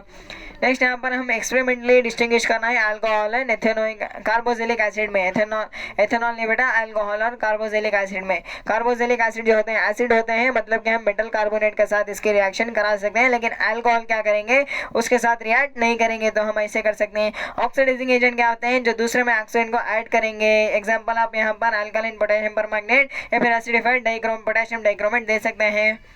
और यहाँ पर देखना है कि आपको डिटर्जेंट की मदद से हार्ड वाटर है कि नहीं चेक करना है। तो आप क्या करोगे, हार्ड वाटर में जब भी हम डिटर्जेंट डालेंगे तो इसका फॉर्म नहीं होगा। और यहाँ पर क्या दे रखा है, हाँ जो पीपल होते हैं बेटा क्या करते हैं, क्लॉथ को क्या करना है हम स्क्रब करते हैं, स्टोन पर क्या करते हैं, बीट करते हैं। ऐसे क्यों करते हैं बेटा, क्योंकि जो है ना सोप का जो मॉलिक्यूल है बेटा वो जो क्लॉथ के मॉलिक्यूल के साथ जो डर्ट होगा बेटा उसी के साथ रह जाता है। ऐसे बीट करने पर क्या होता है बेटा, वो मॉलिक्यूल को कैपेसिटी मिलती है कि वो क्लॉथ को छोड़ के निकल जाए। समझ में आ गया होगा बेटा बात। मिसल जो होता है बेटा वो क्या करता है, कोलाइड हो जाता है। कोलाइड होने की वजह से वो बाहर नहीं आता, इसलिए हम क्या करते हैं उसे रब करते हैं और फिर हम क्या करते हैं कहीं स्टोन पर बीट करते हैं। बीट करने की वजह से क्या हो जाता है, वो कोलाइड हुआ पार्टिकल और क्या हो जाता है, निकलने के लिए रेडी हो जाता है। तो हम पानी डालेंगे तो इजीली मिसल निकल जाएगा बेटा। नेक्स्ट यहाँ पर इथेन जो है, इथेन में कितने होते हैं बेटा, यहाँ पर फॉर्मूला दे रखा है कितने कोवेलेंट बॉन्ड होते हैं बेटा। अगर आप काउंट करेंगे मॉलिक्यूल बनाकर तो 7 कोवेलेंट बॉन्ड होते हैं। ब्यूटानॉन जो है, ब्यूटानॉन में कौन सी फंक्शनल ग्रुप है बेटा, ON आ रहा है, मतलब क्या है, कीटोन है। नेक्स्ट यहाँ पर वाइल कुकिंग के टाइम पर क्या जो ब्लैक कलर के होता है, क्यों होता है बेटा, क्यों हो रहा है, फ्यूल का जो है वो कम्प्लीटली बर्न नहीं हो रहा है। फ्यूल जो है कम्प्लीटली बर्न क्यों नहीं हो रहा है, क्योंकि एयर का जो सप्लाई है वो लिमिटेड हो गया है। और यहाँ पर क्या है बेटा, कोवेलेंट नेचर हमें शो करना है। क्लोरोमीथेन में क्लोरोमीथेन का डॉट स्ट्रक्चर बनाएंगे, कार्बन की वैलेंस 4 होती है, एक हाइड्रोजन के साथ लगेगा, एक क्लोरीन के साथ लगेगा। तो इतना आप डॉट स्ट्रक्चर बनाकर एक्सप्लेन कर सकते हैं बेटा। Draw the electron dot structure for ethanoic acid, ethanoic acid का डॉट स्ट्रक्चर बनाना है। H2S का डॉट स्ट्रक्चर आप इजीली बना सकते हैं। प्रोपेनोन का डॉट स्ट्रक्चर आप इजीली ऐसे बना सकते हैं और F2 का डॉट स्ट्रक्चर आप ऐसे बना सकते हैं। लेकिन कार्बन जो होता है आपको यहाँ पर वैलेंसी आती होगी और ऑक्टेट्रोल डुप्लेट्रोल पता है तो आप इजीली कर सकते हैं बेटा। और होमोलोगो सीरीज क्या होती है, एग्जांपल देना है। होमोलोगो सीरीज तो मैंने आपको समझा दिया है, ऐसी सीरीज जिसमें फंक्शनल ग्रुप सेम होता है और दो कॉन्जुगेटिव कार्बन कंपाउंड्स के बीच में डिफरेंस CH2 का होता है बेटा। नेक्स्ट यहाँ पर देखना, how do ethanol and ethanoic acid differentiated on the basis of physical and chemical properties. Physical properties में तो आप इजीली डिफरेंशिएट कर दोगे। ये इसे हम क्या करते हैं, लिक्विड होता है एक और यहाँ पर ऑर्डर देता है। ऐसे वाले सिंपल आप फिजिकल प्रॉपर्टीज, आपको मैंने फिजिकल प्रॉपर्टीज पढ़ा रखा है, आप वहाँ से इजीली कर सकते हैं। लेकिन केमिकल प्रॉपर्टीज में हम डिस्टिंग्विश कैसे करेंगे, जो एथेनोइक एसिड होता है एसिड होता है और ये क्या करता है बेटा, एसिड होने की वजह से मेटल कार्बोनेट के साथ रिएक्ट करता है और ये मेटल कार्बोनेट के साथ रिएक्ट नहीं करता है। नेक्स्ट यहाँ पर देखना, micelle formation. Why does the micelle formation take place when soap is added to water molecule. यहाँ पर सोप का ही मिसल कैसे फॉर्म होता है आपको वही लिखना है, क्यों फॉर्म होता है वही लिखना है बेटा। सारा कुछ मैंने आपको समझा दिया है। क्या ये एथेनॉल सॉल्वेंट होता तो होता नहीं बेटा, कि यहाँ पर नहीं होता क्योंकि यहाँ पर रीजन दे रखा है, when a solvent is ethanol the hydrophilic part will not dissolve in the solvent. यानी कि हाइड्रोफिलिक पार्ट जो है वो वाटर के साथ मोहब्बत रखता है, एथेनॉल के साथ मोहब्बत नहीं रखता। नेक्स्ट है, वही the carbon compounds are use as the most fuel की तरह क्यों यूज़ किया जाता है, क्योंकि बेटा वो क्या करते हैं, अच्छी तरह से कंबशन रिएक्शन शो करते हैं और कैलोरीफिक वैल्यू इसकी क्या होती है, ज़्यादा होती है और क्लीन फ्लेम शो करते हैं बेटा। विदाउट स्मोक क्या करते हैं, स्मोक प्रोड्यूस नहीं करते, क्लीन फ्लेम शो करते हैं, हाई कैलोरीफिक वैल्यू होती है, कंबशन रिएक्शन अच्छी तरह से शो करते हैं। Explain the formation of scum when hard water is, हाँ यहाँ पर देखना, जब हार्ड वाटर में सोप डालते हैं तो स्कम क्यों फॉर्मेशन होता है वो आपको एक्सप्लेन करना है, आप कर सकते हो। यहाँ पर देखना, what change will you observe if the soap is tested with litmus paper. Litmus paper देखो रेड एंड ब्लू के साथ पूछ रहा है। सोप क्या होता है बेटा, बेसिक नेचर का होता है, तो ये किस में कन्वर्ट हो जाएगा बेटा, सोप बेसिक नेचर का होने की वजह से रेड से ब्लू में कन्वर्ट हो जाएगा। ब्लू डालेंगे तो कुछ भी फर्क पड़ने वाला नहीं है। यहाँ पर हाइड्रोजनेशन डाला गया, हाइड्रोजनेशन क्या होता है पूछा गया और आपको इंडस्ट्रियल एप्लीकेशन वेजिटेबल और vegetation of oil, hydrogenation of oil का आप कर सकते हैं, यहाँ पर हाइड्रोजनेशन ऑफ वेजिटेबल ऑयल का बता सकते हैं। नेक्स्ट यहाँ पर कंपाउंड दे रखे हैं, एडिशन रिएक्शन में कौन सा अंडरगो होगा बेटा, जो अनसैचुरेटेड होगा वही जाएगा। और यहाँ पर हमें कुकिंग ऑयल और बटर में डिफ्रेंशिएट करना है, कैसे कर सकते हैं बेटा हम, जो सैचुरेटेड होगा वो क्या होगा बेटा, वेजिटेबल ऑयल होगा, जो सैचुरेटेड होगा वो क्या होगा बेटा, जो बटर होगा वो सैचुरेटेड होगा और जो यहाँ पर कुकिंग ऑयल होगा वो क्या हो जाएगा, अनसैचुरेटेड हो जाएगा।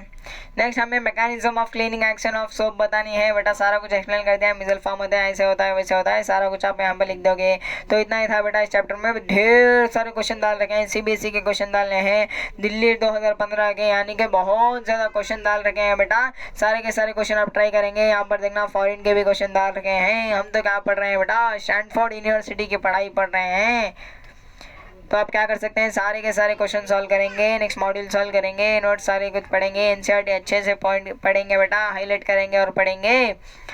तो देखना बेटा कितने क्वेश्चन मैंने यहाँ पर डाल रखे हैं, बहुत ज़्यादा डाले हैं बेटा, अप्रॉक्सीमेटली 200 स्लाइड हो रहे हैं। बताओ यार जल्दी, चैप्टर समझ में आया कि नहीं आया? अच्छा चैप्टर था, अच्छे से पढ़ लेंगे तो अच्छे से समझ में आ जाएगा बेटा। बहुत लंबा हो गया है चैप्टर, तो मिलते हैं अगले चैप्टर में।